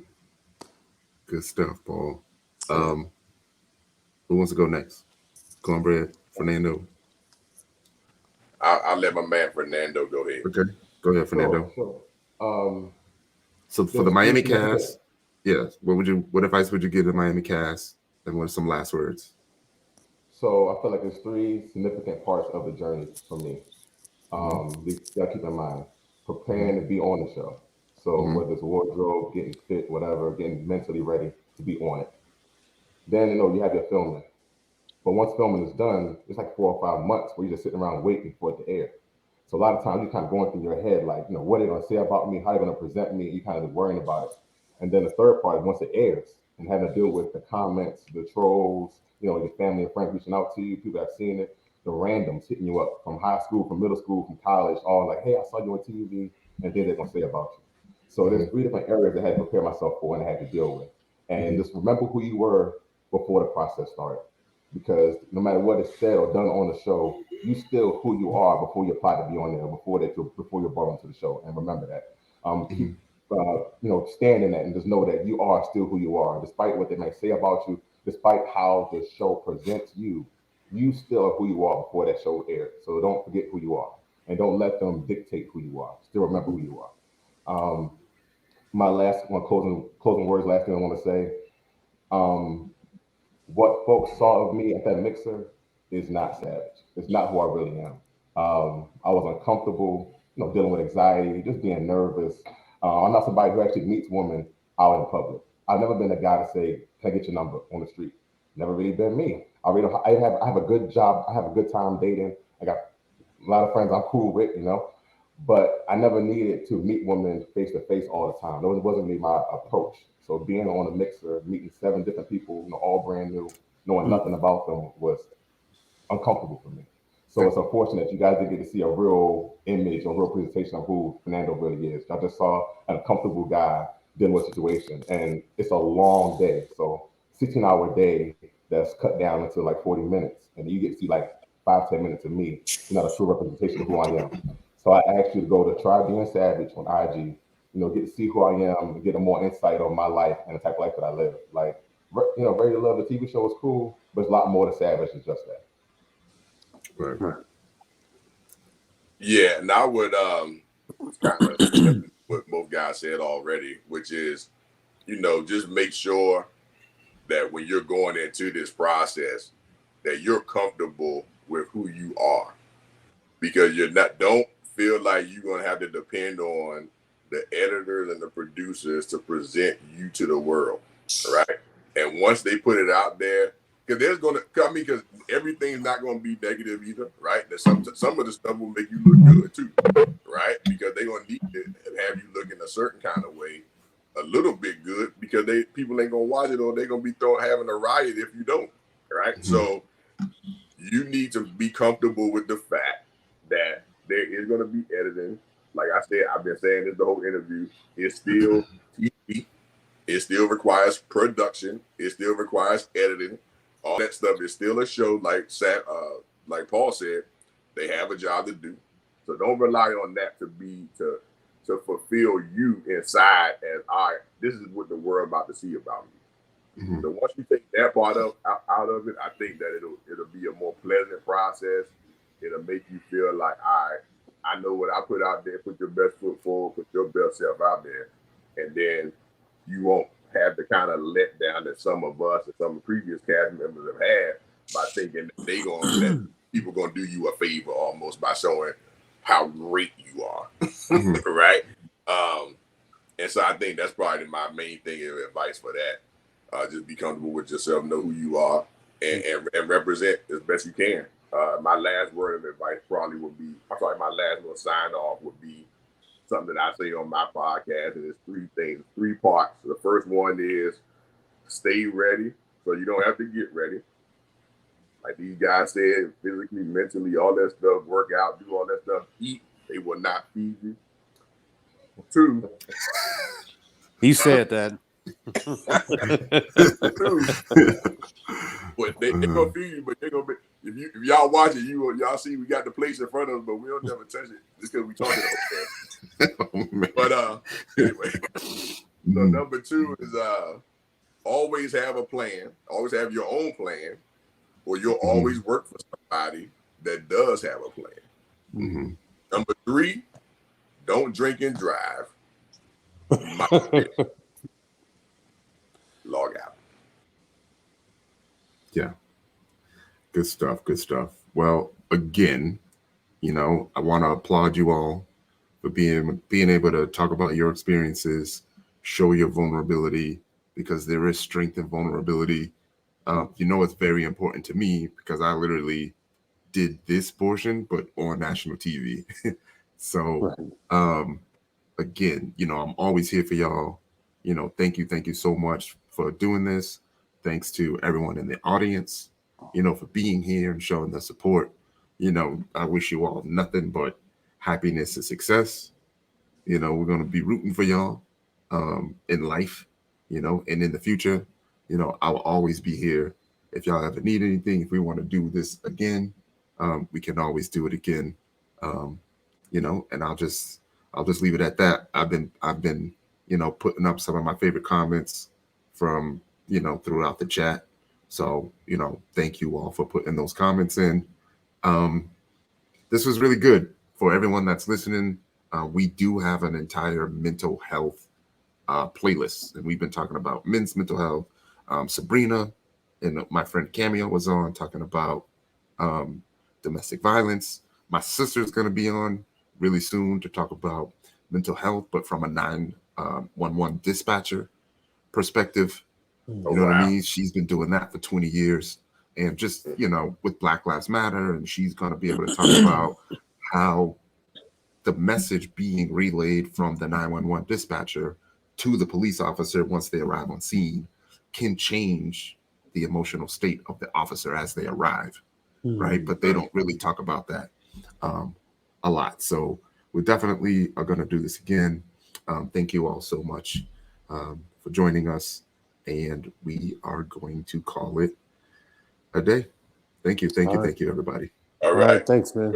All right, brother. Appreciate y'all. Mm-hmm. All right. Have a good one, man. All right. All right.